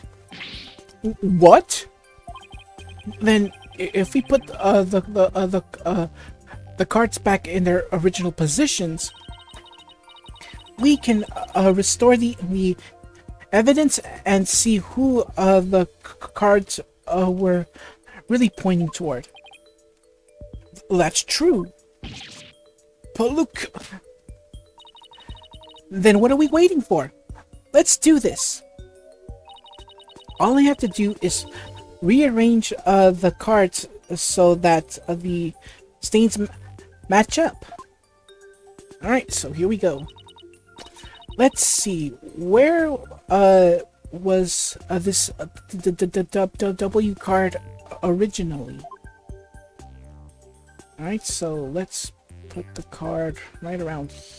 That should be right here. I think I may have to use the touch screen on this. Let's see. Can I? No, probably not.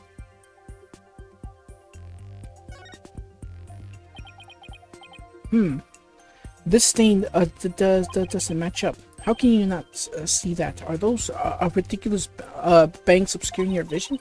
Hey, you don't have to be so rude about it. Whatever, I'll try again. Let's see, where does this originally go to? Oh. Perfect. Okay. The H card is next. Okay, let's see. Let's see, where was this H card accordingly? Okay, so...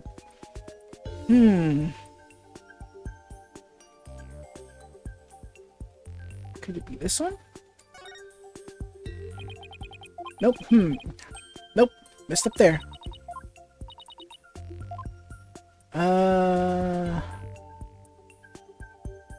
Right here? There we go. Yes. Now, the E card. Let's see. Where is this card usually? Right here? Booyah! A perfect match. Next is the T card. Let's see, where was this T card originally? I'd have to say it's this one right here. Great. That fits right there. Now the N card. Let's see, where can I put it? Oh! Can it be right here? There. That looks good now. Now the O. Oh, I think I know where. Right here. Oh yeah. Nice. Almost done now. The last card is the 4. Let's see. Where was this 4 card? Well, the only spot that's left.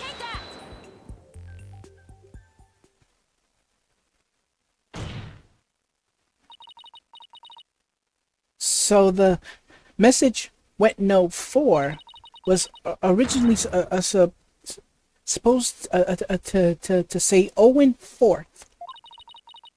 And this original message is our clue to the identity of the true culprit. What? That indignant look on the prosecutor's sad monk's face is positively priceless.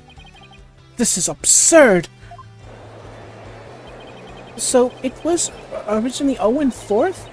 It wasn't wet no 4? Maybe the lawyer is smarter than we thought. Order! Order in the court! Well, I never would imagine that there was more to these cards than meets the eye.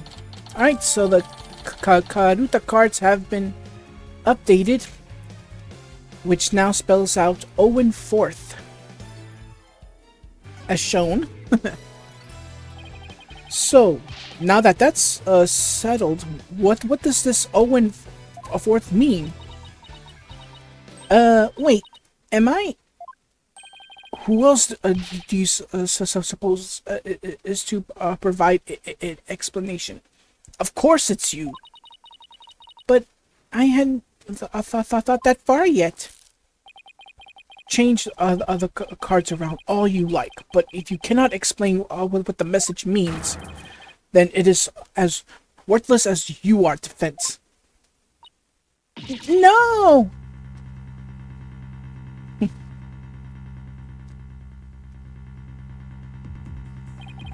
And so the spring chick that fancies itself a great graceful swan is brought back down to earth. Excuse me. I have to do something, but what? Still, your thoughts for a second. There's a perfectly good witness to question over there. Oh, right. That's a good idea. Come on, Athena. Get a hold of yourself. Window, does the phrase Owen Fourth mean anything to you? No. There's no one named Owen in the NATO family or our circle of friends. Go ahead and ask anybody you'd like. You can't be serious. Having rummaged through your empty mind, I see you have, as expected, turned up nothing. Silence. He's saying, "Cállese!" I'm afraid I have no idea who the devil this Owen Fourth is either. But the fact remains that the cards were rearranged to pin the blame on Mr. Wet. That in itself proves that the defendant isn't the real culprit. Prosecutor Blackwell is right. Besides, the important question here is not who does the message point to, but rather who rearranged the cards. Why didn't you point that out earlier if you already knew? Sorry. In any case, there were two opportunities for someone to rearrange the cards. The first was when Mr. Wet entered the dressing room, and the second was when Uendo discovered the body. Are you accusing me of rearranging the cards? Me, who came to testify out of the goodness of my heart? Well, you didn't exactly come running out screaming straight away, didn't you? Even a mere 2 to 3 minutes is more than enough time to get up to some devilry. So what exactly were you doing in there, Uendo?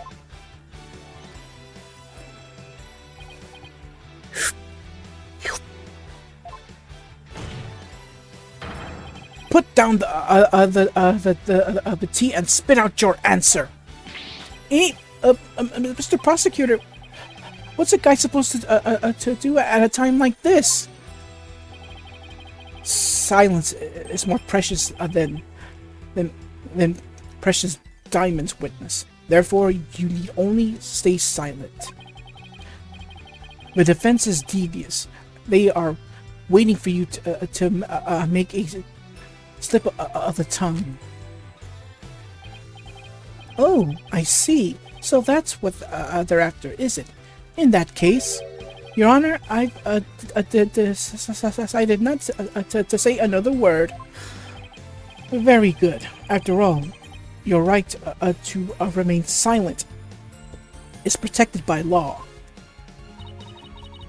Well, Prosecutor Blackwell, any other brilliant ideas you'd like to share?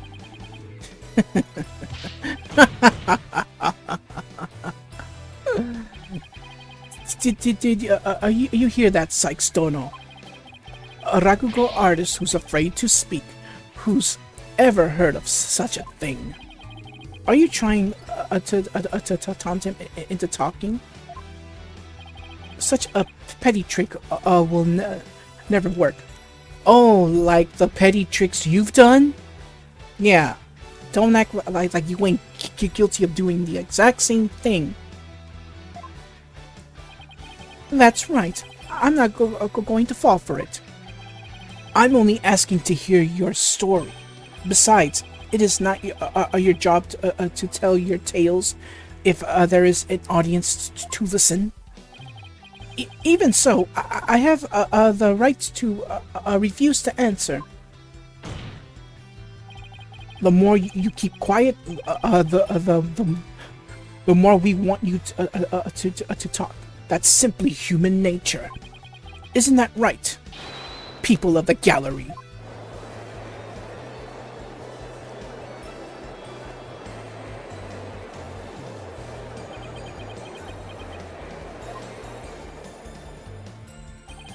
Even with this wonderful audience in front of you, you still refuse to talk?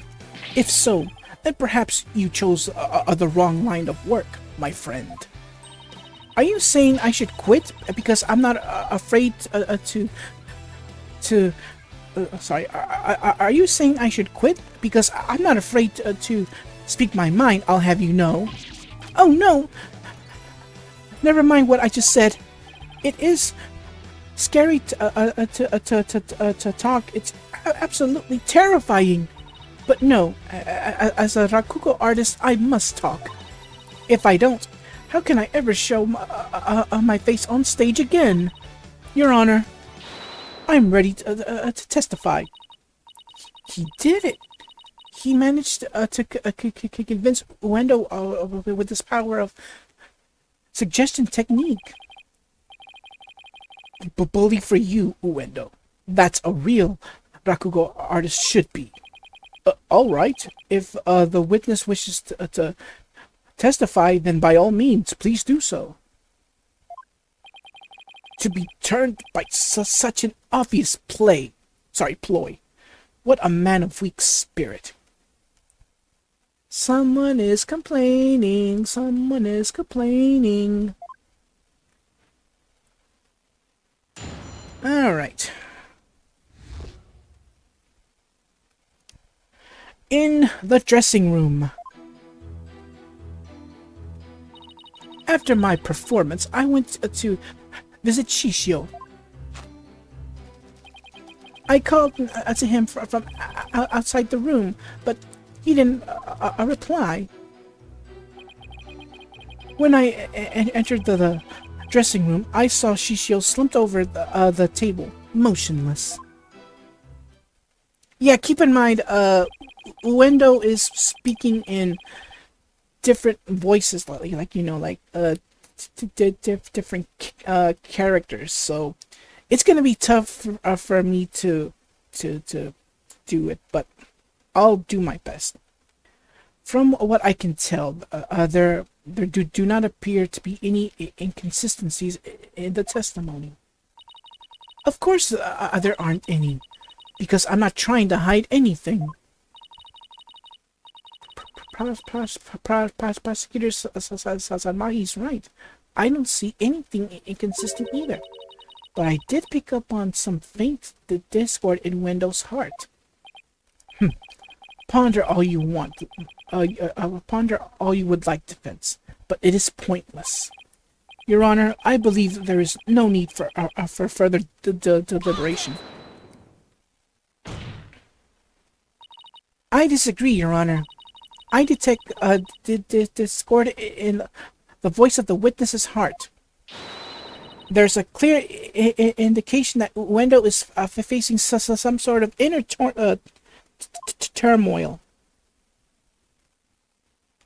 Are you saying what I think you're saying, Miss Sykes? Let the mood matrix begin. Yes, Your Honor. The defense would like to conduct a quick therapy session on this witness. Uendo, there is no need for you to submit to this so-called therapy. It's fine by me. I have nothing to hide. Bring it on. He is not happy about it. Impetuous fool. Why will you not listen to the guidance of this humble servant of the Holy Mother? That's just the thing.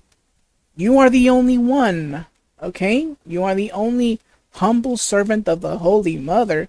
That's it. No one else. So shove it. Okay? I'm not sure if that was bad language. If it is, I apologize, but that's exactly how I'm seeing it. No one thinks like you, Nayuta. No one thinks like you in terms of you know. Anyways, if the witness wishes to proceed, I see no problem, prosecutor. In one ear and out the other. It seems this performer has no need for your so-called guidance, prosecutor sad monk. Just know this, window. Your folly will surely earn you a divine retribution. Thanks, Simon. I'm going to make the most of this opportunity you created for me. Just keep your wits about you. I will. Wendo, could you tell us again about what happened in the dressing room? All right, mood matrix activate.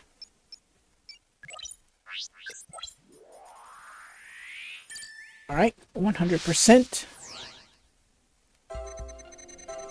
After my performance, I went to visit Shishio. I called to him from outside the room, but he didn't reply. When I entered the dressing room, I saw Shishio's some over the table, motionless. Okay. I didn't really notice any unexpected emotions in that testimony. But isn't it always a question of presence of an emotional response, but the absence? You know, you're right. It's not always the emotions I do see. Sometimes it's a matter of what I don't, but would expect to see. I better carefully compare Wendo's statements to his emotions again.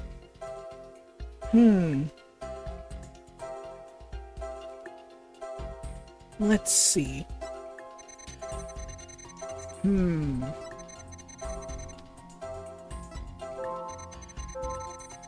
Wait a minute.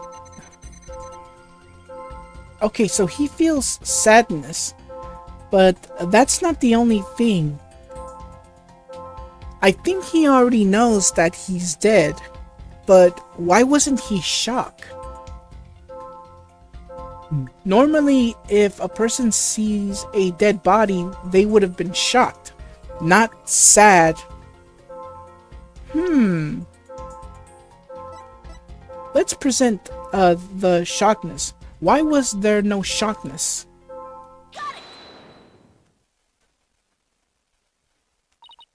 Ueno, I'm noticing something strange with these emotions. Something stranger with cheesy toe skin. You say? No, say something strange with these emotions. How could you have heard something stranger with cheesy toe skin? I don't know. Maybe it's me who got some cheese in my ear. Did he will the floor open up and swallow his cushions out of shame for that bad joke? The point I'm trying to make is that I noticed something unexpected in your emotions. Now stop hiding and come out where we can see you. Bailiff, please bring the witness a few replacement cushions. Okay, that's way too much there. So, what's this unexpected thing you noticed? Oh, come on.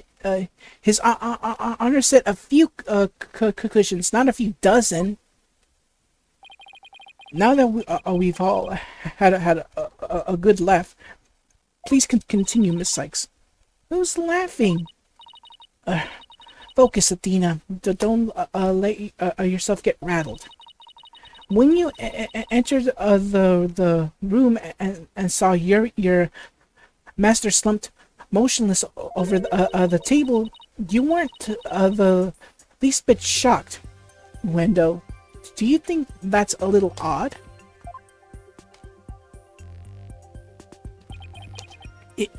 Is it though? The lack of surprise, you were prepared for what you saw, and I think I know why. The reason Wendo was shaken when he saw his master's dead body is because he knew about his master's death. Because think about it. When he stepped in, he was not in shock. But the moment he came in and saw his master's dead body, he was sad.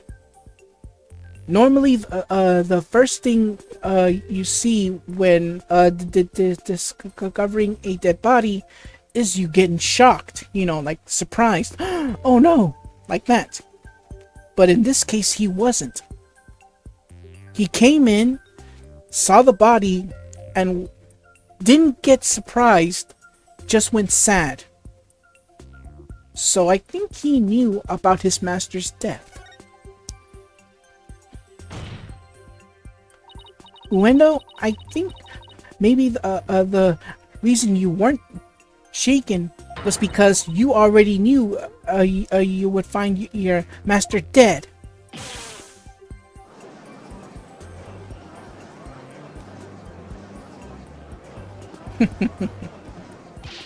What? What kind of thing is that to say? You've got it all wrong. Oh, right. I just remembered something. I thought Shisho was just sleeping when I first saw him. You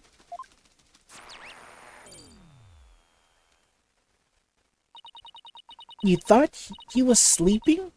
It sounds plausible, but what made you think he was asleep? Well, he had his head and arms up on the table as if he were taking a nap. Oh, and one other thing. There was a note too. A note? What note? He must be talking about this. It appears to have been written by the victim. Allow me to read it. Resting. Do not disturbed. Yes. That's the note I saw. After reading that, who wouldn't think Shishio was napping? That is a pretty reasonable assumption. You've got to be kidding me. Alright, so we get our next piece of evidence. Taifu's note. A note thought to have been written by the victim before his death. And it said, resting. Do not disturb. That's right. I saw this note. So that's why I thought Shishio was asleep. I wanted. Sorry. I want to change my testimony to include that statement. All right. I'll run an update.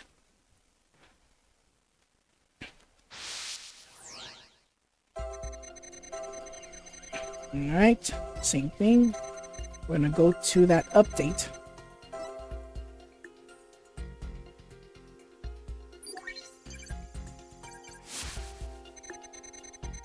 Okay, When I opened the door, I thought he was sleeping.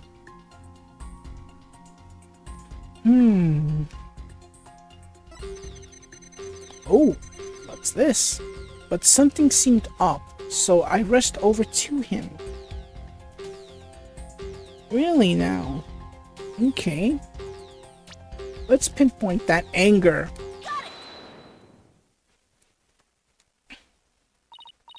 Wendell, I noticed something funny in your emotions again.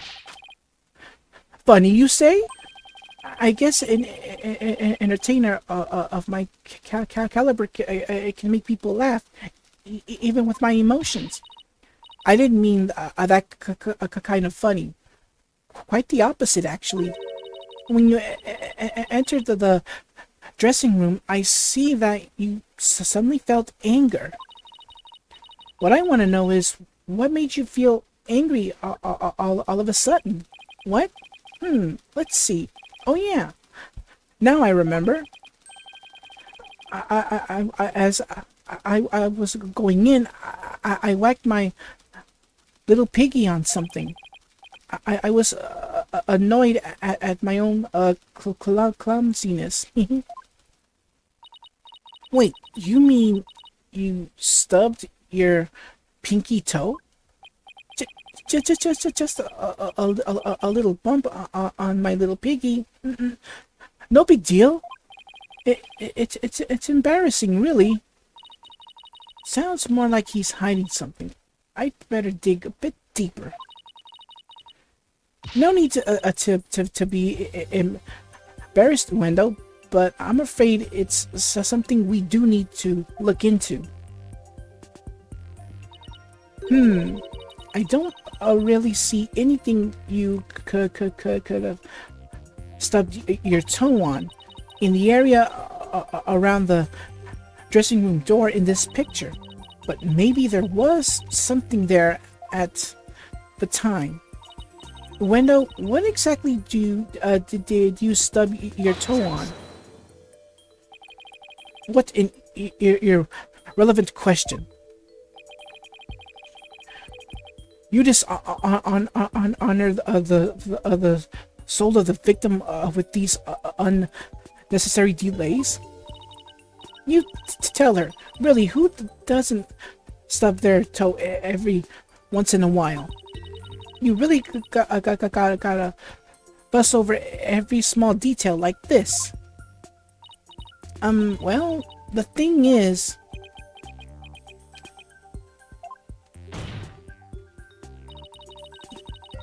even the most subtle of fluctuations in a person's psyche can clue us into the truth. That's why it's important to get to the bottom of this question. Plus, if I back down now, who knows what insult Simon will hurl my way. Alright, is there really no trace of what Uendo stubbed his toe on by the door? What in the world might have been there, but it's not there now?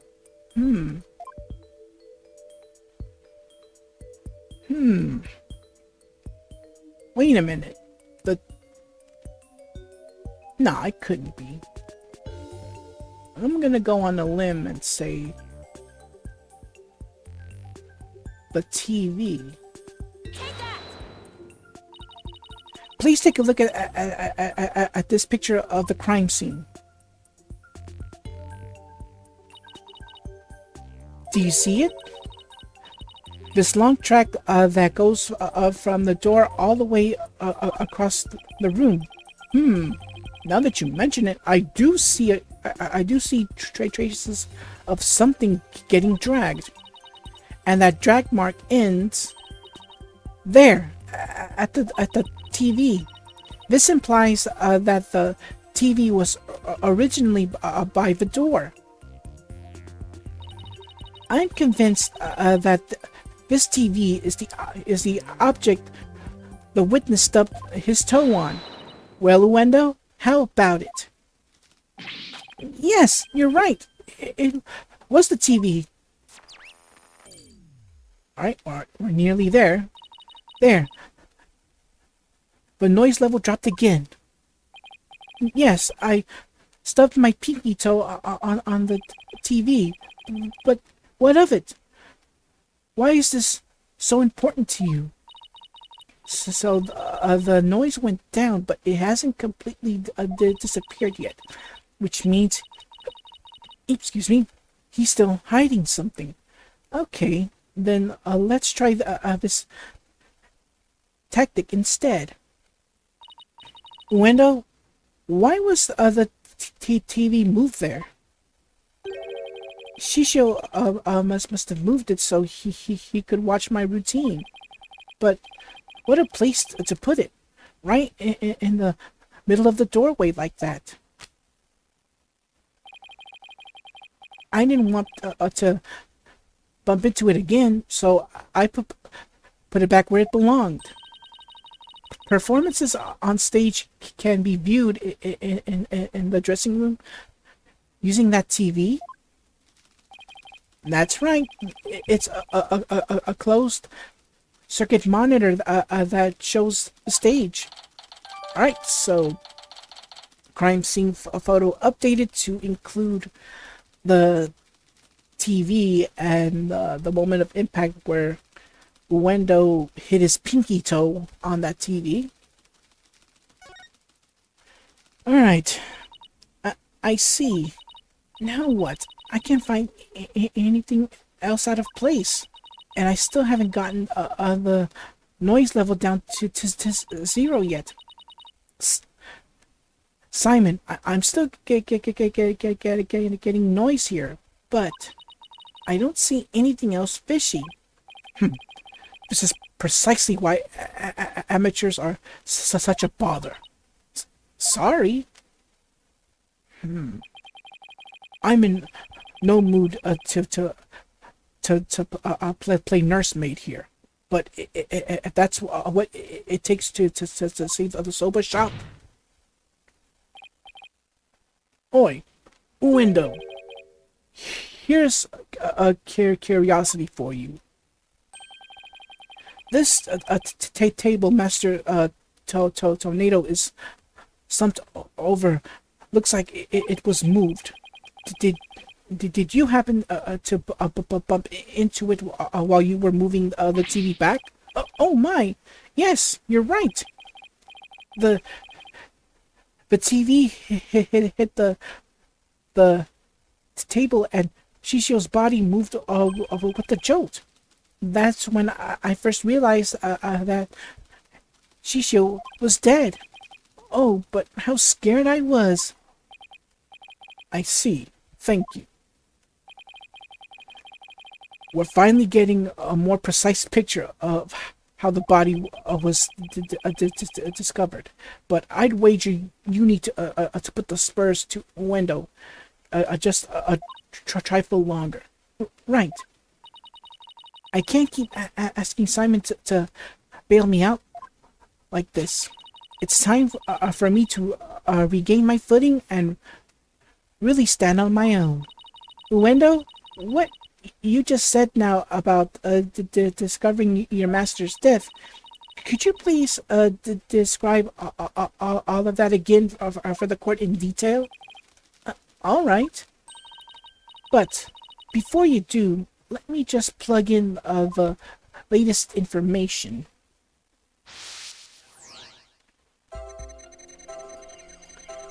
Alright. So we're back at the Matrix now.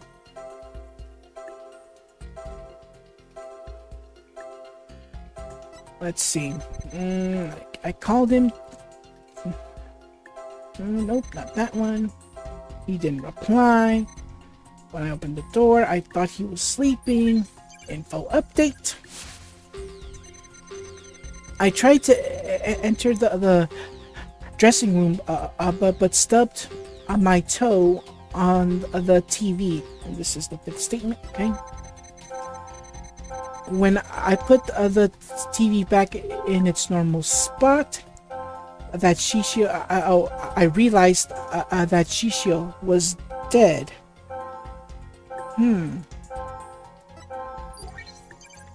Alright, there's more info here.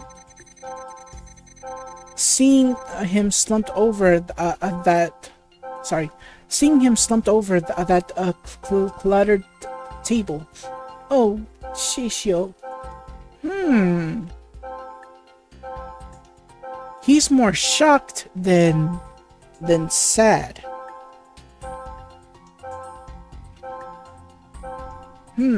Okay. Let's pinpoint at the shock. Oh, now I get it now, because his hands were on the cards.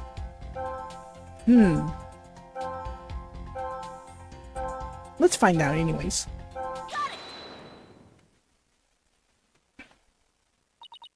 That's odd.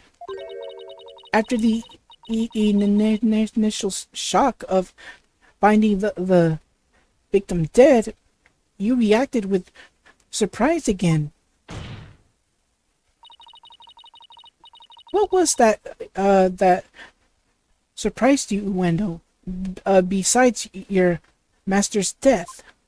What do you mean? What's more, you were even more surprised the second time than the first. What could have surprised you more than finding your late master?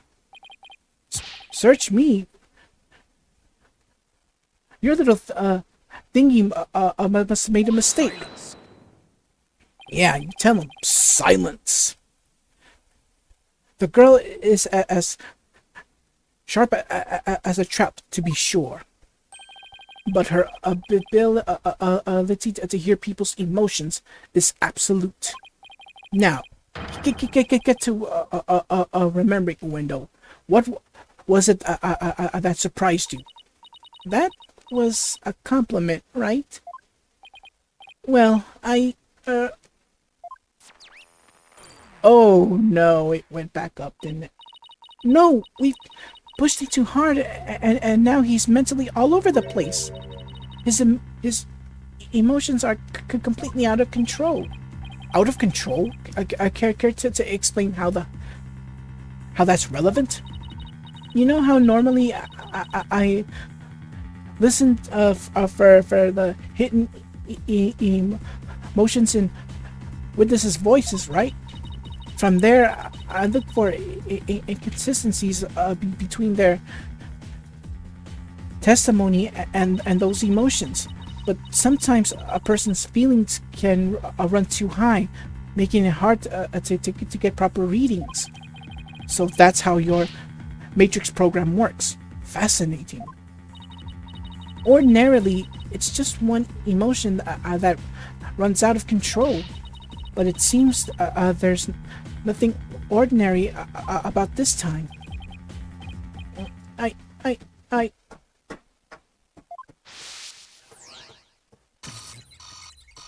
Uh-oh, going into overload. After my performance, I went to visit Shishio. I called him from outside the room, but he didn't reply. When I opened the door, I thought he was sleeping. I tried to enter the dressing room, but stubbed my toe on the TV. When I put the TV back to its normal spot, I realized that Shishio was dead. Seeing him slumped over that cluttered table. Oh, Shishio. I knew it! What's got your knickers all... I think I said it right. Knickers? Nick. All in a bunch now.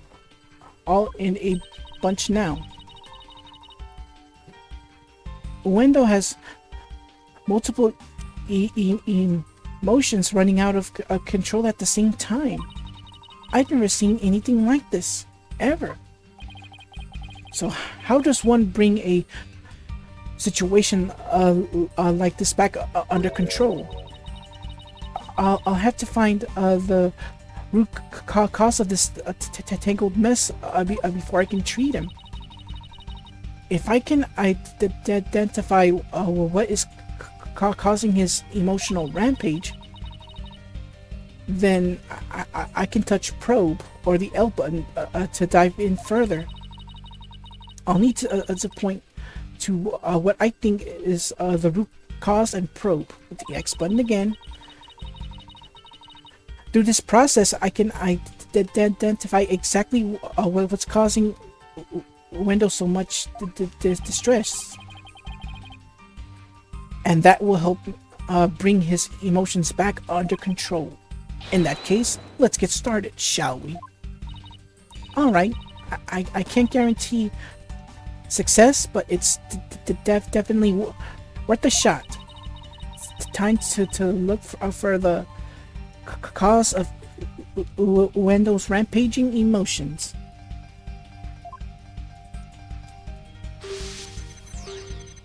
Alright.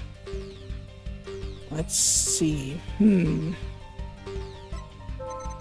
I think I might know what it is, but I have to get to it right now. Booyah! The cards. I think he touched the cards. So what I'm gonna do is probe here. Point to the cards, not the hand, the cards.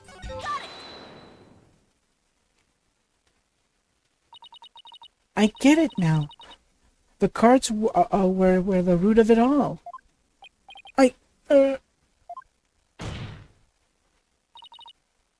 Don't try to deny it. You can't you can't hide your feelings from me. The dying message that was left at the scene of the crime is what's causing your distress. And if the dying message was the cause of all those feelings, then that means the phrase "Owen Forth" must mean something to you. And it's now all the way at 0. Bye bye.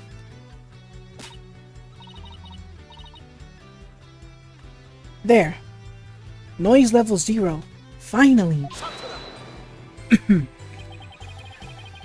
The dying message can consist of 2 words, Owen and Forth. But neither of these 2 words have anything to do with this witness. Excuse me. This topic warrants no further argument. Sure, there may not seem to be any direct connection between Wendell and the message for now, but why don't you wait and decide what's necessary after you hear my theory? I trust you've hit upon something, Athena. Yep, if my theory's right, we can finally solve the case of Wendell and the mysterious Owen Forth. Well, go on then. I can already tell this promises to be interesting. Now, please share your theory with the court, Miss Sykes. There was something puzzling me, to me about Wendell's out of control emotions just now. Namely, that there were 3 distinct reactions present. I had never seen that before, and I wondered, how could it be possible? Is there a conclusion to this mean rendering musing of yours? Hold your horses, I'm getting there. So, So could a person flip between three distinct emotions of such intensity, like a switch? In the end, I concluded that it wasn't possible.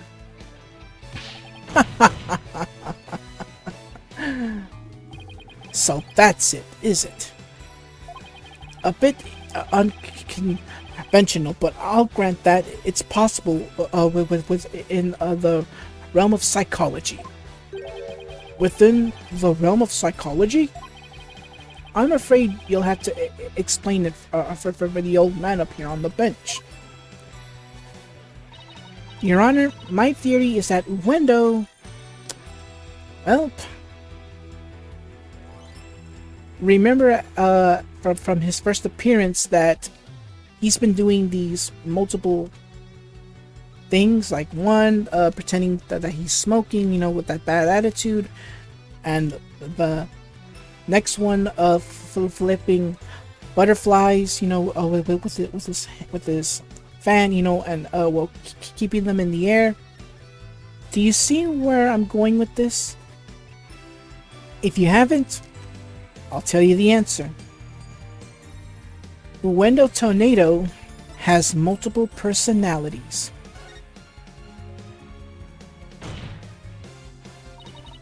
With so many distinct personas, it's clear to me that Wendo has DID, or dissociative identity disorder. Reminds me of that movie. I don't know its name,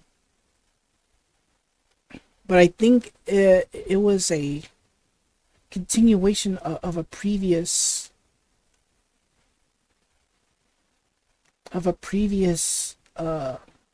string of movies. I don't quite remember.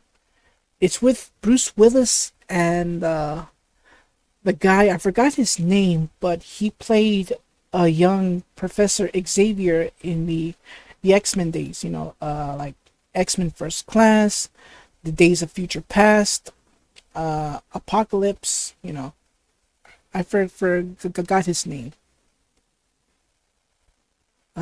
Anyways.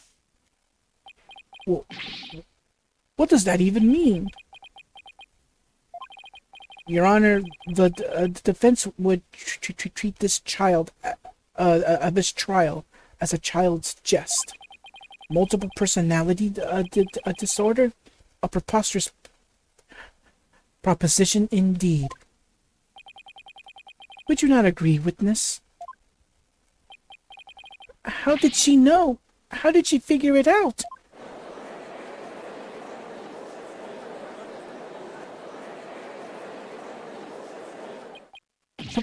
Palunka!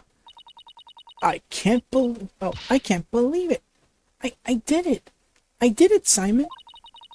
I've read papers on it before, but to think I'd see a case for a case of it for myself? Blimey. Rakugo artists tell stories as different characters, but as different personalities? Hey, you, lawyer girl. Are you got a problem with us, huh? No. No problem at all.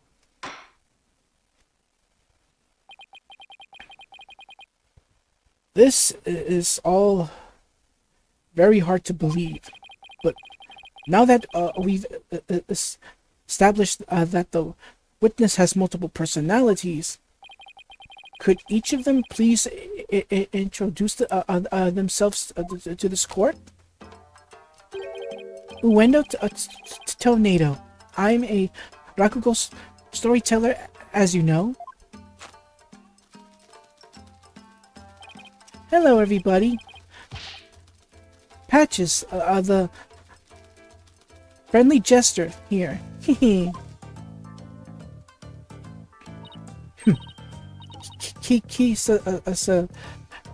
Sagawa. Courtesan. And is that all of you? Yes, that's all of us. So there are 3 personalities in total. Uendo, Patches, and Kisegawa, huh? Well, Simon, what do you think? That you're one lucky duck. Should just be glad that they were dense enough to help you out. Can't you just straight up say I did great for a change? You appear to be quite proud of your self-defense, but all you have done is infringe upon the privacy of the witness. I couldn't disagree more, prosecutor. Now that now that we know there are 3 personalities, a new way for us to interpret the meaning of a certain piece of evidence has arisen. A new interpretation? Oh, now I'm very curious.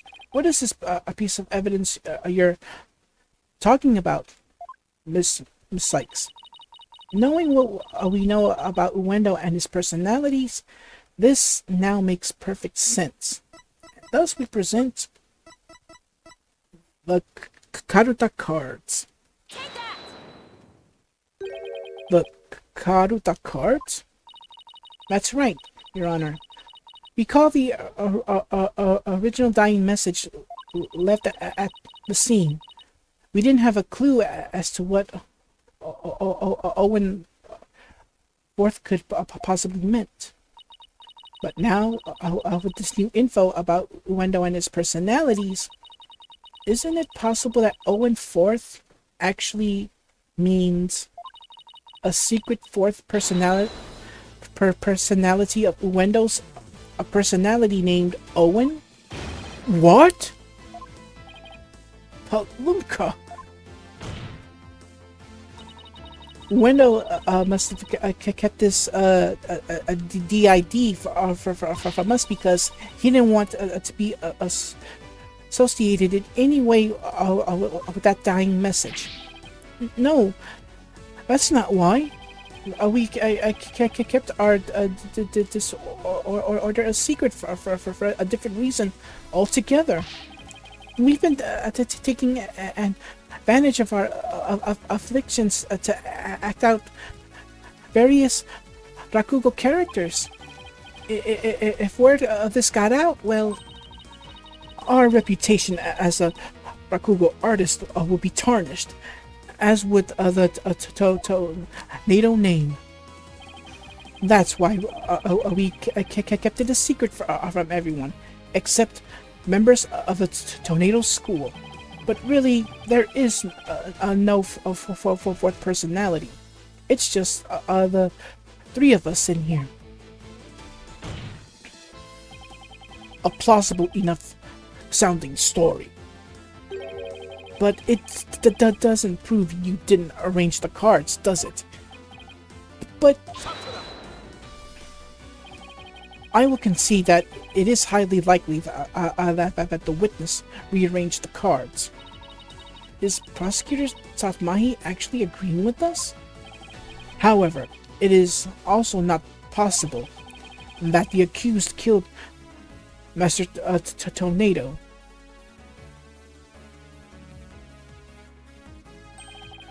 And then left that message in order to frame the witness.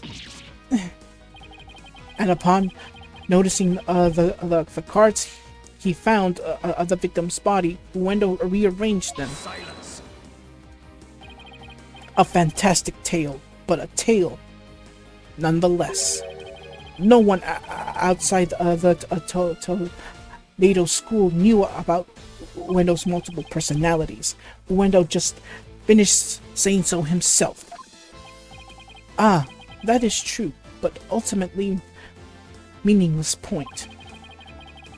The witness was only in the dressing room for 2 to 3 minutes. That's far too little to commit murder, wouldn't you say?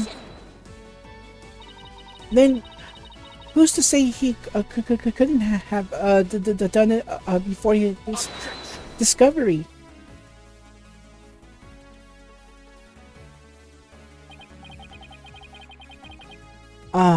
That spring chick memory of yours.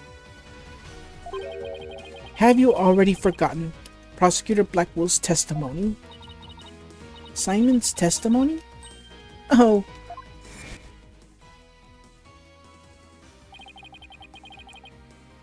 Puko has escorted me to the dressing room, but we heard the sound of Rakugo being performed from within. Thinking the master was rehearsing, we decided to wait in the hall until he was done.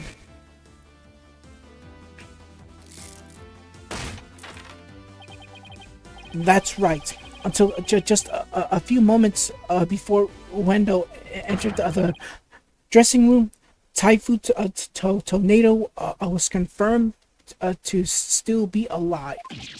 No! Not only that, but Wendo was on stage until just before he discovered the body. A bulletproof alibi that I have already confirmed with several audience members. Oh no! I also heard that this Rakugo performance that day was a steaming pile of... Well, you get the picture. Yes, I'm afraid so.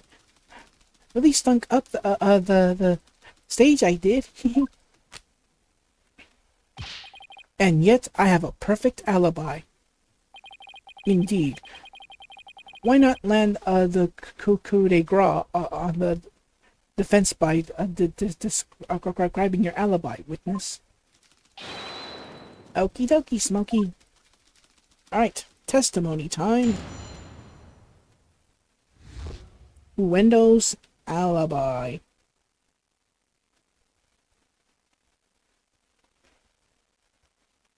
I think I get that name now. Wendo. At least I think. Wind tornado. Typhoon tornado. And what was the other one again?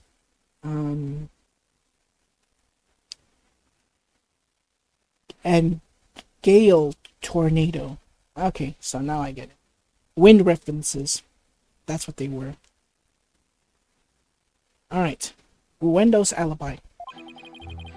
I was on stage until just moments before I went into the dressing room. The entire audience was my witness. But my performance was a huge bust. Not a single soul laughed. I'll never be able to live down how terribly I bombed during that very important show.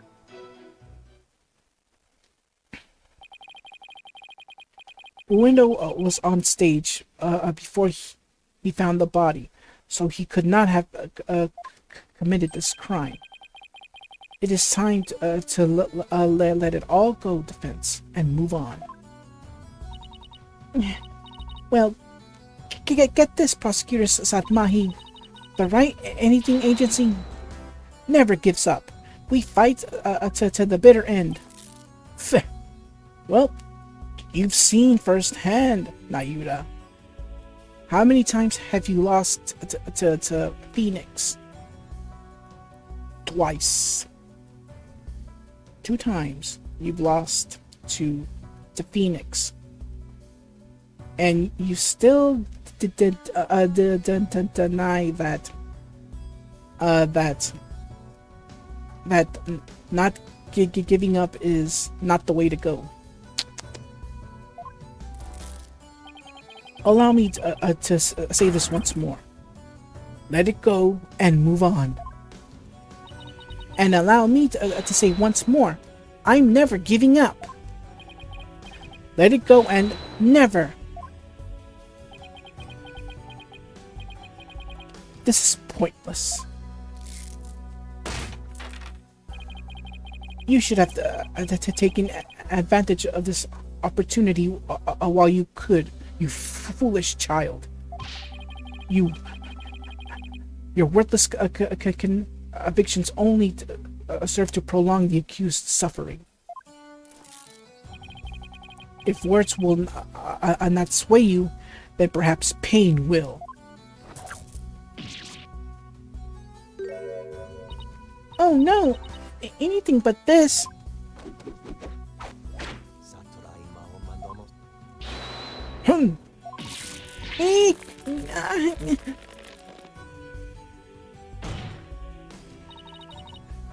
What's the big idea, Prosecutor Sadmahi? That was but a small dose of punishment for your misguided convictions.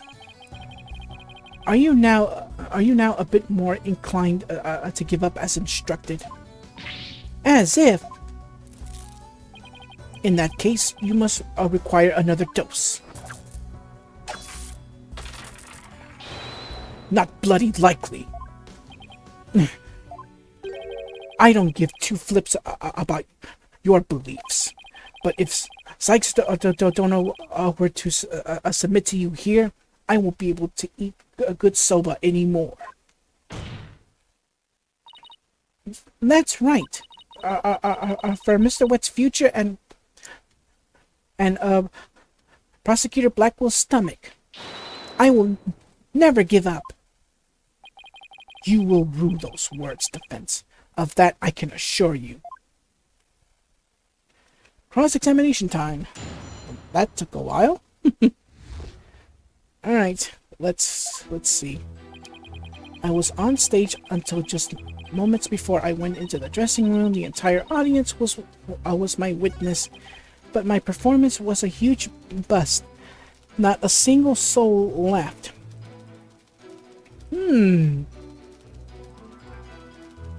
Let me press on that. Excuse me.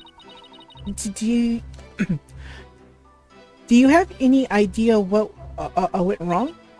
I'm not sure if it was my performance, or if it was just that particular audience, or maybe it was the story I picked. But every entertainer that knows that this kind of thing happens from time to time. I guess that makes sense. Still, I wonder how he could have flopped at his own commemorative show.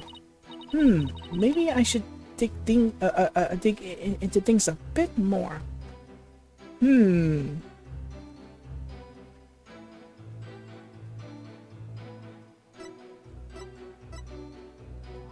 I wonder exactly what was this performance of his. Could you tell me which Rakugo story you performed? I could, but I'm not sure if it would mean anything to the uninitiated. Well, even if I might not get it, can't you at least try me? Alright, if you insist. The story I performed is called Toki Soba, otherwise known as Time Soba. Time Soba, huh? Maybe Uendo's right. He's only said the name of the routine. I'm already lost. Ah, so you performed at the Time Soba, did you? What? You knew Prosecutor Satmahi? In the course of my studies last night, I became familiar with a number of stories. I must say, defense, you would do well to prepare for your next trial. What's a Time Soba about? Look it up yourself. Allow me to give an overview. The story takes place on a winter's night. A man orders a bowl of soba at a street stall. How you doing, sir? Oh. I wonder if I can read the whole thing. Let's see. I don't think I can, but... yeah, I don't think I can. Yeah, it's a long story, but if y'all want, I might as well get this over with. So let's go all the way back. Alright. The story takes place on a winter's night. A man orders a bowl of soba at a street stall. How you doing, sir? What can I get for you? I see you've got seaweed topped hanamaki soba and mixed topping shippoku soba. I'll have a bowl of shippoku soba, my good man. It sure is cold tonight, isn't it? But there's nothing like a bowl of hot bowl of noodles and soup to warm the soul. You know it, sir. One shippuku coming right up. So how's business? Not so great. Is that so? Well, that's great because things can only get better from here, right? And that's basically it. Wow, prosecutor. The customer talks on and on like this. Finally, when he is done eating, he goes to pay for his soba. So, how much do I owe you? That'll be 16 mon, sir. I see. Sorry, but I only have small change on. I'll cut the coins into your palms, so could you have a hold of it? 1, 2, 3, 4, 5, 6, 7, 8. Hey, what time is it? It's 9, sir. 10, 11, 12, 13, 14, 15, 16. Thanks and bye. Very well done, Prosecutor Satbahi. That was excellent. Yeah, let me get back to that little part of the story. Okay, this is where I was. I see. Sorry, but I only have small change on me. I'll count these coins into your palm. So could you hold out your hand for me? 1, 2, 3, 4, 5, 6, 7, 8. Hey, what time is it? It's 9, sir. 10, 11, 12, 13, 14, 15, 16. Thanks and bye. Very well done, Prosecutor Satbahi. That was excellent. Huh? I don't get it. What was so funny about it? Don't you see? The customer paid with coins, counting them out one by one. Then, just after counting 8, he asked about the time, and the soba vendor answered with 9. Oh, now I get it. He made the vendor say 9, and then he continued from 10. Exactly. He cheated the soba vendor out of 1 mon with his smooth talking. The story continues with another man who saw the whole thing and tries to do the same, but he bungles the trick and ends up paying more than 16 mon for his soba. The story ends on that as a punchline. You can look up the rest of the details yourself. Or I'm sure Prosecutor Sadmonk over there would love to perform it for you after that.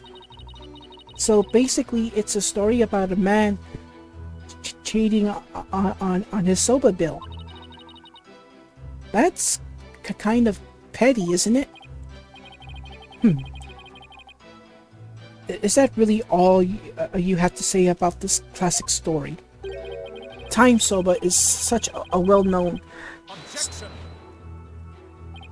Fine. So you studied a lot, but we haven't time for a lecture detour right now, Prosecutor Sad Monk. I wanted to hear a little more, but I suppose it is off topic. Getting back to the matter at hand, Miss Sykes, the witness stated that the story I performed is called Toki Soba, otherwise known as Time Soba. Would you like to add this statement to his testimony? Yes, have it at it. Alright, let's see. Yes, Your Honor, I'd like to have it added. Very well. Alright, new testimony. That sure took long, oh my goodness. The story I performed is called Toki Soba, otherwise known as Time Soba. Let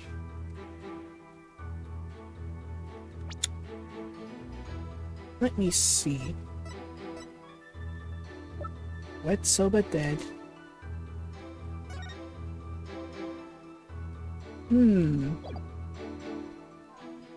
The invitation Simon received from Master Tornado to show commemorating Uendo's name, succession, and promotion.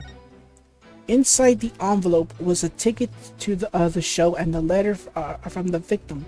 The letter contained a simple greeting and a rundown of the show's program.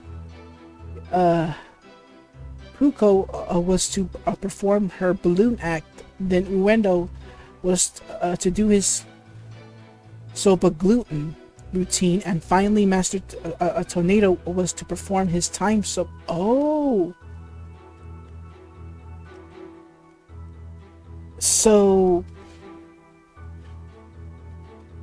Master Tornado was supposed to was the one that was supposed to perform the time soba sketch, not Uendo. He was supposed to do the soba gluten or glutan.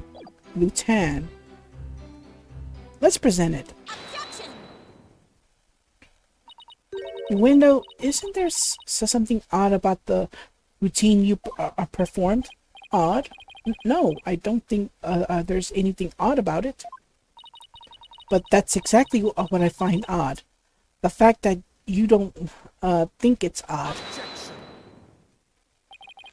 We are discussing the witness's alibi at the moment, defense.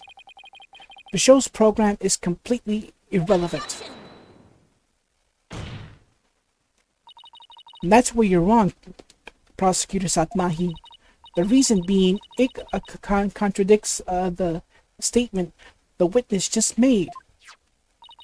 Uendo, do you know what this is? No. What is it?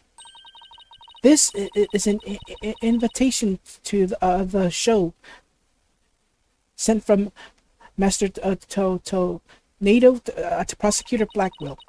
Included in the invitation is a rundown of the show's program, which clearly states that Time Soba was to be performed by Master Tornado himself. No! Uendo, why did you perform the routine your master was scheduled to do? Well, you see, the reason for that is... How do I say this? You see, let's say it was a prank. That's right. It was just a little joke, you see. I was trying to surprise Shisho by performing his routine before he did. I don't know if I buy that. Was doing the victim's routine really just for laughs? Or... Hey, didn't Simon happen to hear time soba coming from the dressing room during and those performance on stage? It seems like too much of a coincidence. Wait, can it be? What's the matter? You look like a hen with a dozen eggs to lay. Stop comparing me to birds. Excuse me. Then cease this bird brain timidity. If something has occurred to you, then lay it out for us already. Don't breed resentment in those watching your performance. Okay. I don't have a ton of confidence in this theory, but here goes. It looks like Endo's alibi checks out, Your Honor, but even though he was on stage at the time, he may have been trying to obfuscate a crucial detail about this case. Are you referring to the soba bill the man tried to skim in the witness's story? I'm not talking about the Rakugo story, Your Honor. Oh, I'm sorry, but then what are you talking about, Miss Sykes? What Wendo may have been trying to deceive us about was, and we point to the time of the victim's death. Wendo tried to deceive us about the time of the victim's death. What? Eek!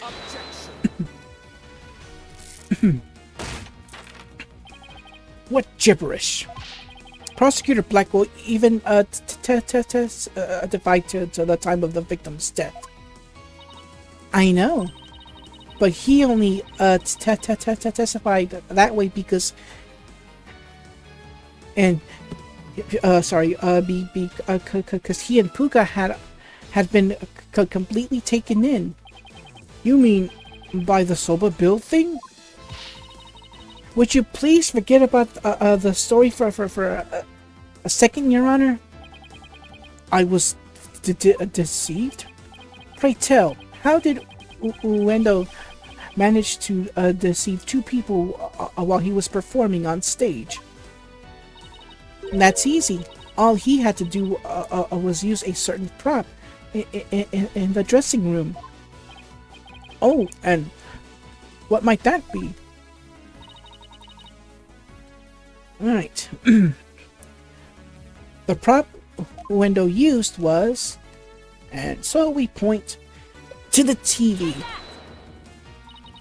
This TV was used to view what was happening on stage. Prosecutor Blackwell, when you came to the dressing room, what was Wendo doing? He was performing time soba. Blast! Could it be? Yes, it could, and it was. And what you and Puko heard was not Master Tornado practicing his routine. It was Uendo's performance as heard through the TV monitor's speakers.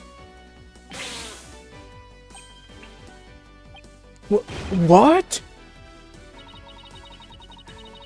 With the TV just inside the inner door of the dressing room,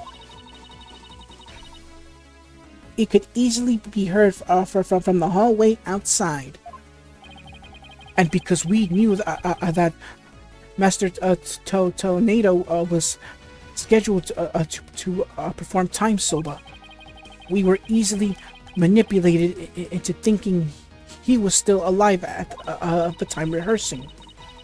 Yes, your knowledge of the day's program is why the two of you could be fooled this way. Simon, did the voice you hear belong to Master Tornado? With the doors in the way, I couldn't tell exactly who the voice belonged to. But because I heard Time Soba, I just assumed it was Master Tornado. I can't believe I was taken in by such a simple mind game. Oh, my throat is hurting me because of that. All of that is mere conjecture. Where is your proof defense? Objection! Uendo moved the TV back when he discovered the body.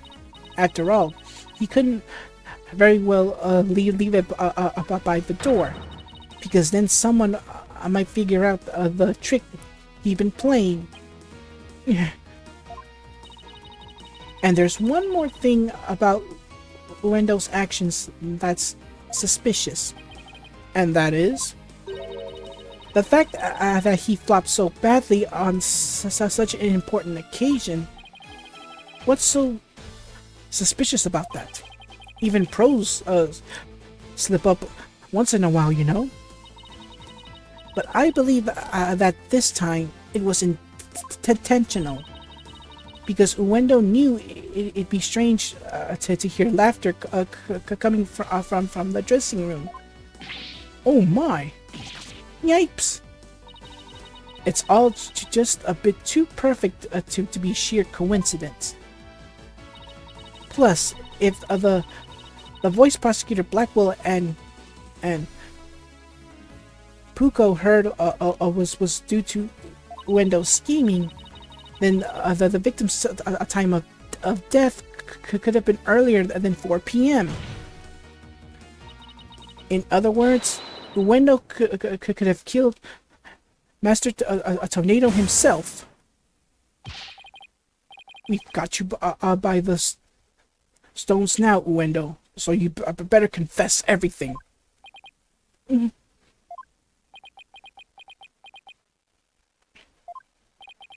Well, witness, what do you have to say for yourself?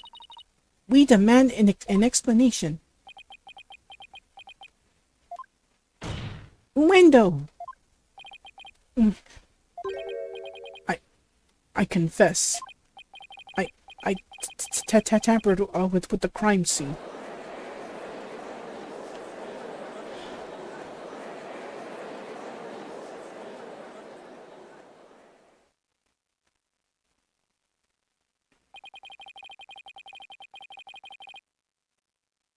It is the defense's claim that Uendo Tornado is the true murderer in this case.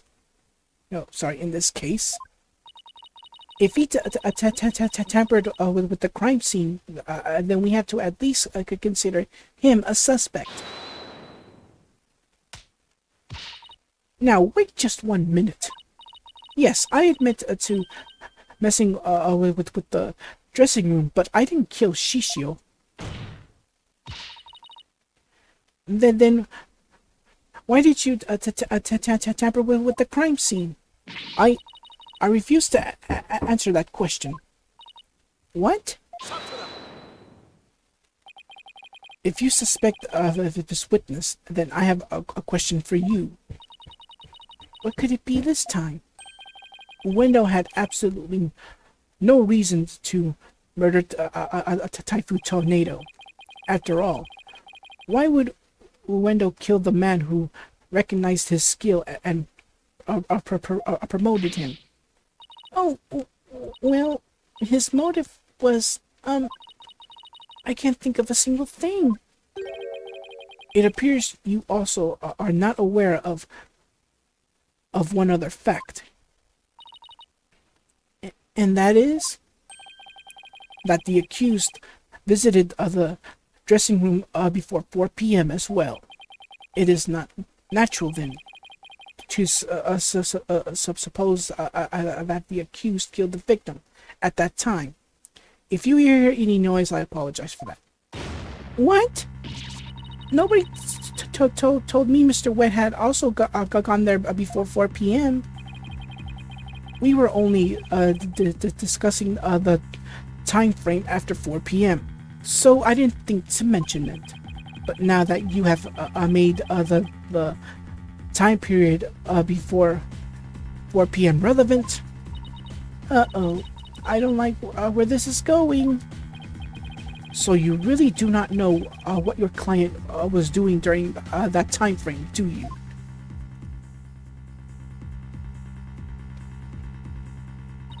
Well, it was all very sudden, and why did you wait until the very last second to contact me, Simon? Don't give me that look. And just so you know, Bucky never told me he had visited the master before 4 p.m. either. This sort of thing is exactly why that prosecutor keeps calling us unprepared. The defense will stop squabbling this instant. Sorry, Your Honor. Prosecutor Sadmahi, please continue. Thank you, Your Honor. Defense, you know the soba making implements in the dressing room, correct? Is he talking about the equipment for making soba noodles? You speak of the large bowl that is used to mix wheat flour and water. The long rolling pin and the special knife that is used to cut through the dough into noodles. Precisely. These tools all came from the accused soba shop. You mean they didn't belong to Master Tornado? Mr. Wet had visited the dressing room to give the victim a soba making lesson, and that visit was before 4 p.m. I'm afraid that after the accused needed the dough and made those noodles.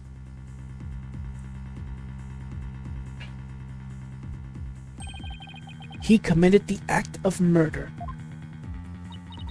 But wait, that doesn't add up. If Mr. Wick killed the victim before 4 p.m., why would he return to that room at a later time?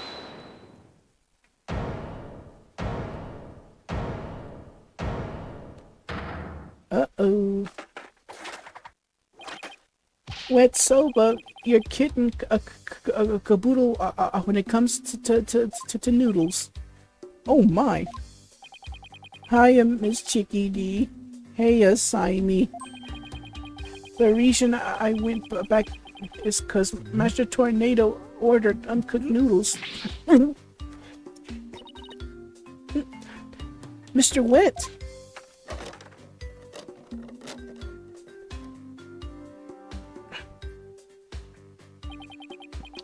Yesterday, I brought noodle making toolish to the dressing room at around 2 p.m. That's when Master Tornado ordered uncooked soba noodles. Shocked up on? Uncooked noodles to stock up on? Yes, ma'am. Master Tornado kept a supply of soba noodles from my shop in his fridge.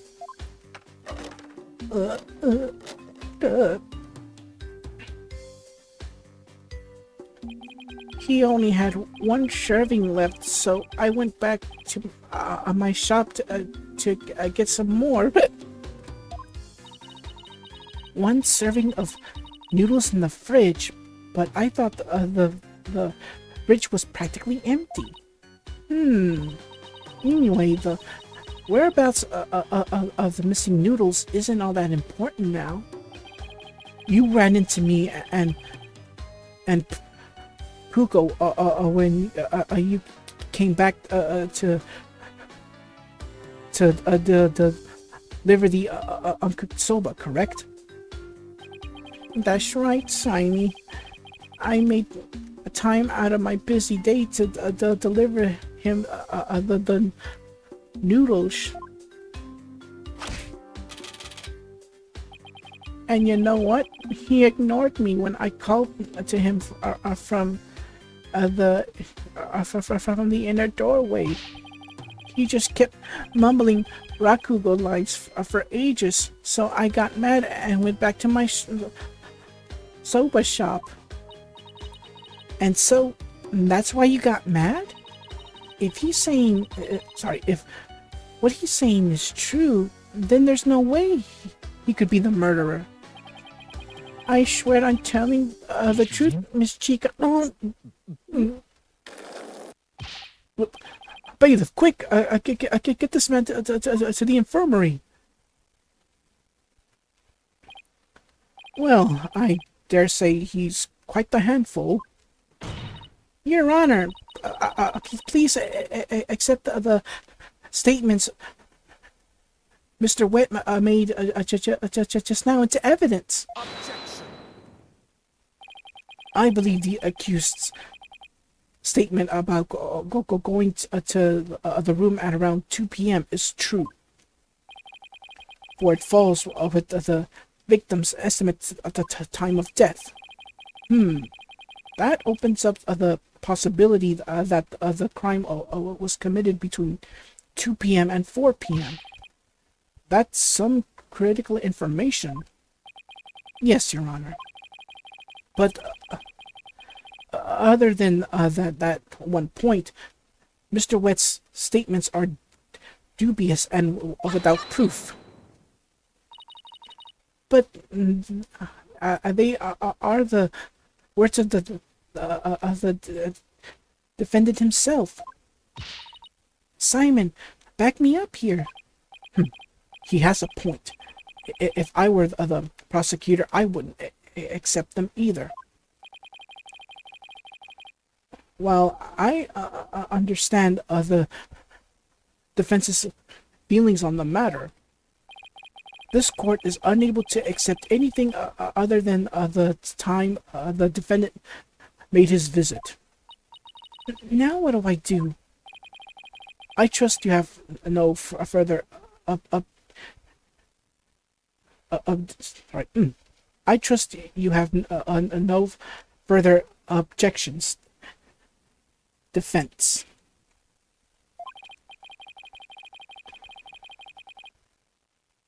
At last, the time has come to send the soul of the victim. Hold on one second. There we go. I had to make a note of something. At last, the time has come to send the soul of the victim onward to the Twilight Realm. Silence. What are you yammering on about, Prosecutor Sad Monk? We still have something we need to question Uendo about. We do? Like what? Well, don't just stand there. But we don't have any evidence left to present. Have you forgotten already? Isn't there still a hidden witness you have yet to question? A hidden witness? Oh, that's right.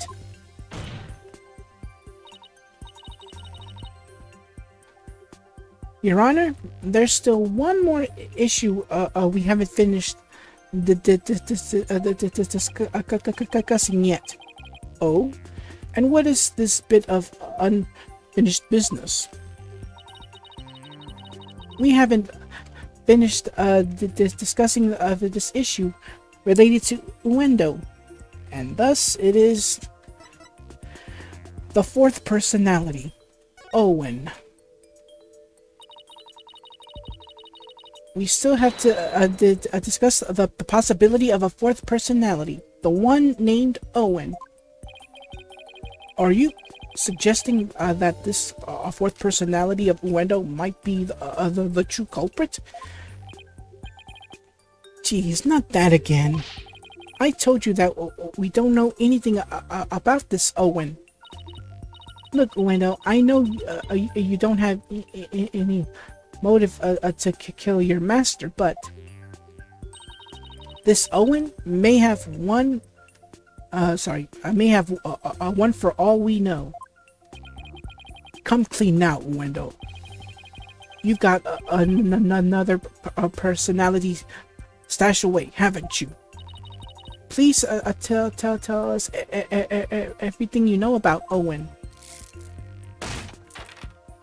That's enough. The witness has already stated that he knows not of any Owen character. Bravo!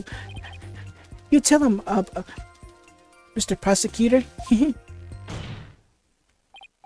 Hey, Patches.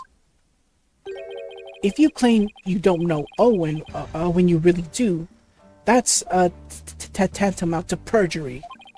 If you want to exercise your right to remain silent, however, well, that's a different story. Do not listen to the depraved prosecutor, witness. You will be tainted with his evil. Do you have any idea how dark and cold a prison cell is? I exercise my right to remain silent. What's this now? Changing horses in midstream, are you? Shut up! I will remain silent, and that's it. Patches, you fool! You stay out of this.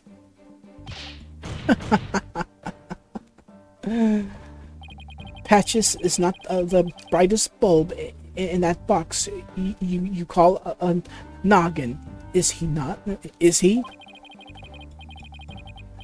The fact that he switched from I don't know any Owen to I will remain silent is proof that he does know about Owen. There it is again, Simon's formidable psychological manipulation tactic. I'm sure I'm sure glad he's on my side today. You dirty, despicable, depraved prosecutor. You were leading the witness. Witness, there is no need for you to submit yourself to the defense's questioning. Objection! Your Honor, Uendo is definitely hiding something. Please allow me to question this witness about the existence of Owen. I suppose only this witness can confirm or deny the existence of Owen. Very well. I will allow the defense to proceed. Oh my goodness, 3 hours. Jeez. This must be one long trial. Lumka. But it has to be done. Alright. Next testimony about Owen. I've never met any personality named Owen.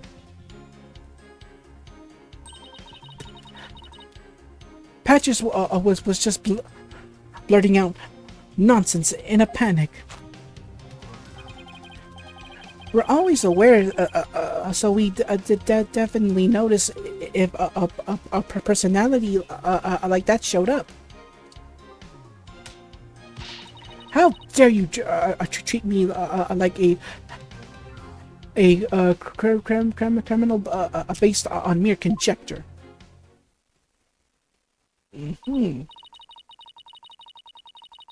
Okay. Wow. How am I supposed to deal with the testimony of 3 personalities? Unless you can prove the existence of Owen here, it's all over. You'd best screw your courage to the sticking place and attack their testimony head on. All right, I will. Just stop piling the pressure on me. I have to draw out some info. Anything to drag Owen out into the open. All right.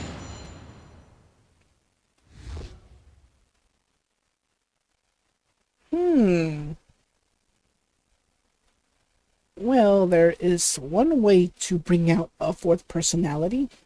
Or maybe, but... Well... I may know of something. Alright, here we go. Let's see, I've never met any personality named Owen. Patches was just blurting out nonsense in a panic. We're always aware, so we definitely definitely notice if a personality like that showed up.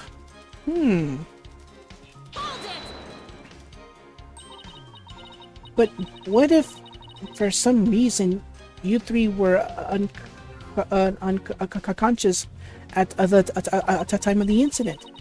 If the three of you weren't alert and aware, what would have happened?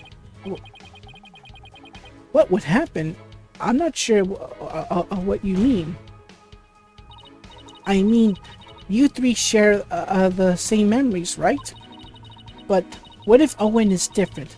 What if he was... what if he has memories separate from yours?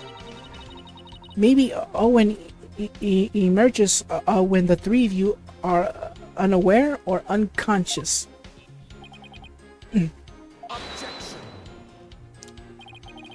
Instead of speaking as if this fourth personality is a foregone conclusion, I suggest you prove his existence first. Well, we've already seen 3 personalities. A fourth wouldn't be a stretch.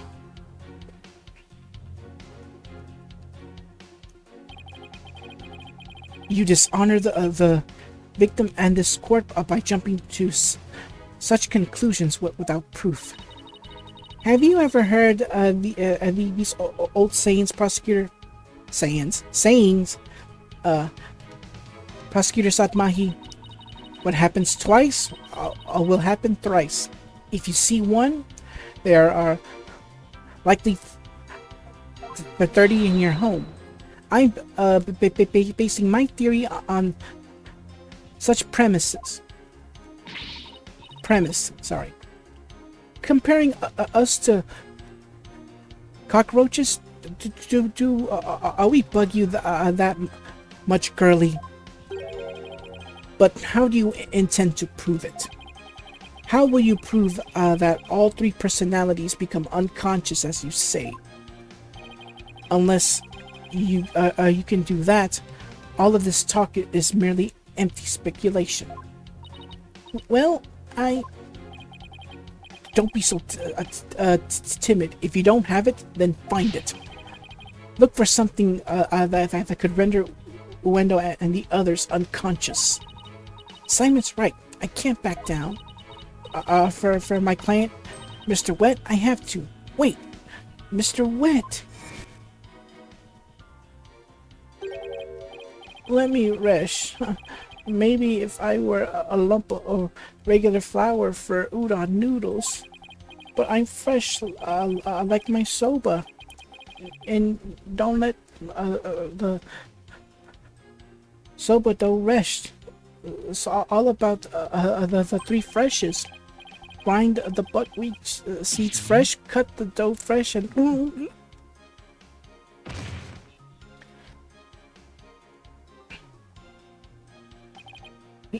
He's blacked out. Mr. Wet, falling unconscious. Wait a minute. I think I've got it. Miss Sykes, you have proof to back up your theory? Oh yes, I do. Yes, Your Honor, I do. The proof is right here in this crime photo. Is it? In that case, please point out what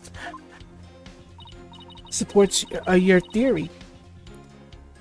This most likely is what caused Wendo to lose consciousness. Thus, we present the bottle of sake. This is probably what made Wendo lose consciousness. Ah, yes, the sake. And isn't it just like Master Tornado to pick up a fine brand like Camel?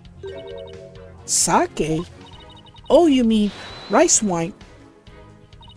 Oh, please don't call it rice wine. That's so unsophisticated, and it's not even wine. Silly girl. I must agree. You need to become more cultured, Athena. Tomato. It's made of rice, and people get drunk from drinking it, right? It's called sake. End of story. Fine, sake it is then. Ay caramba, everybody's so touchy about these things. I recall Master Tornado would often have a drink or two before performing. He said it made him more eloquent. Drinking too much of the stuff can make one lose consciousness, though, of course. And look, there were 2 glasses on the table. Wendo, I believe your master offered you some sake. And then you must have drank too much and passed out. That's when your 4th personality, Owen, emerged.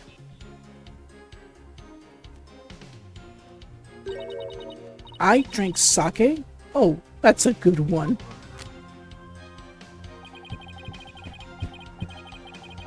We have a real sweet tooth, you see. So yes, we did accept a sugary red bean bun. But since we really dislike sake, we said no. We said no. Thank you to that. Believe it or not, we're real weak when it comes to booze. Even a tiny drop can knock us right out. But what about the aroma of it, the smell of it? So you see, I had a sweet manchu bun, but I didn't drink any sake. Oh. What? But that can't be right. The defense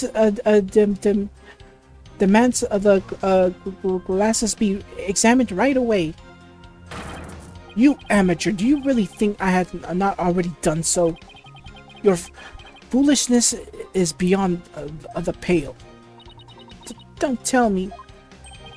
There was no trace of the witness having touched either of the glasses, naturally. Right, of course. Miss Sykes, would you like the witness's statement added to his testimony? Yes, please, Your Honor. Very well.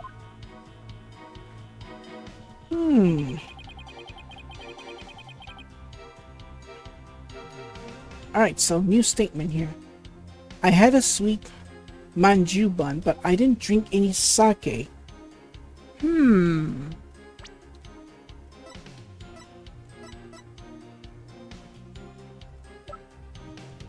Let's see.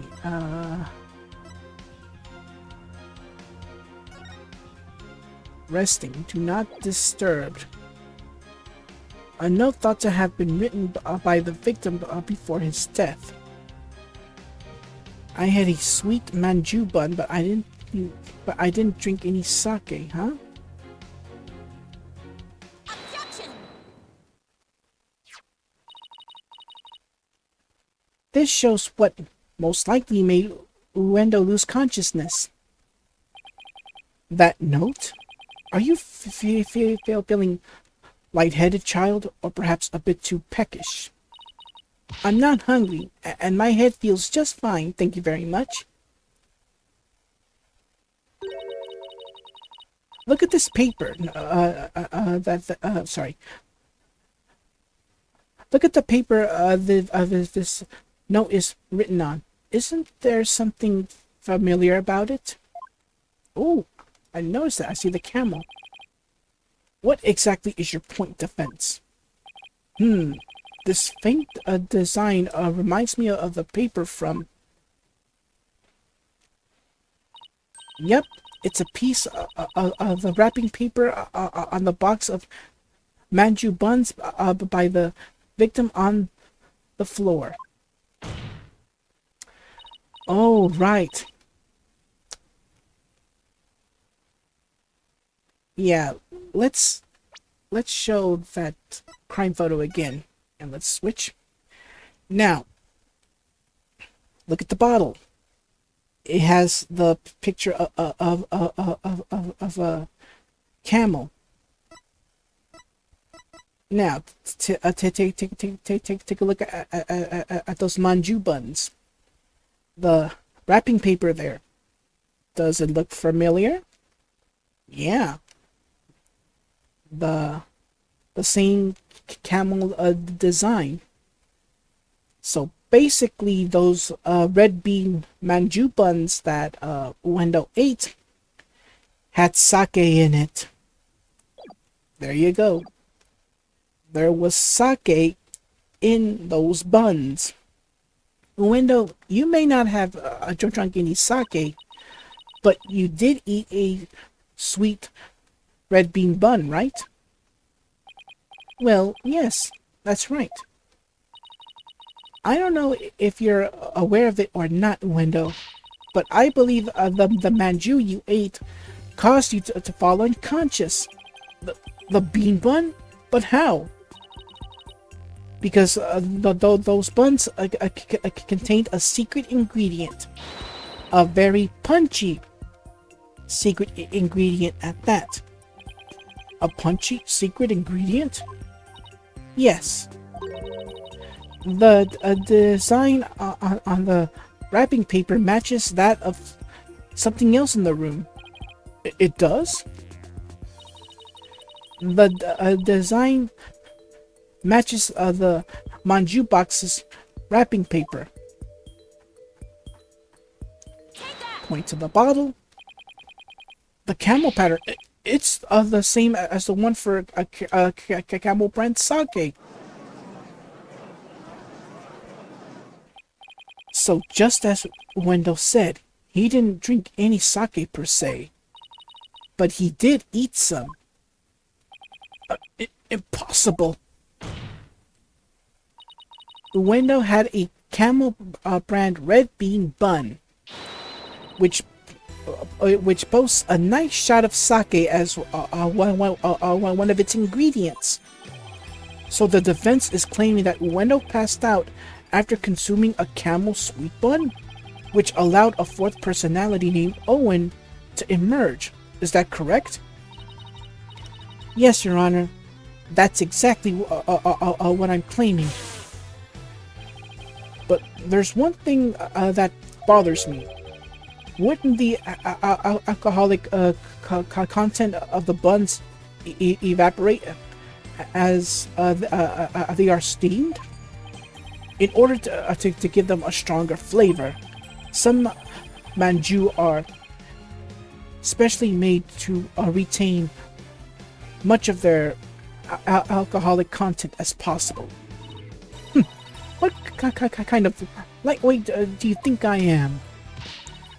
Even I wouldn't pass out from eating a simple manju. Then how about we test that theory? What do you say, Your Honor? Seeing is believing, as they say. Very well. I will allow a test. Thanks, Your Honor. Simon, go buy us some camel manju on the double. And don't forget to get me one too, okay? Why must I? And besides, Athena, aren't you below the drinking age? And while you're at it, Prosecutor Blackwell, you'll get one for me as well. I'm not the courthouse stable boy, you know. But just this once, I'll acquiesce. Taka, I'm counting on you.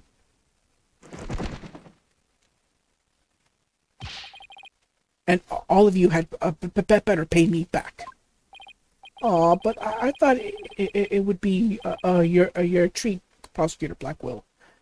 What a shame. Now then, let us adjourn until the manju arrive by Carrier Hawk. Court will reconvene as soon as Taka returns. Judge out.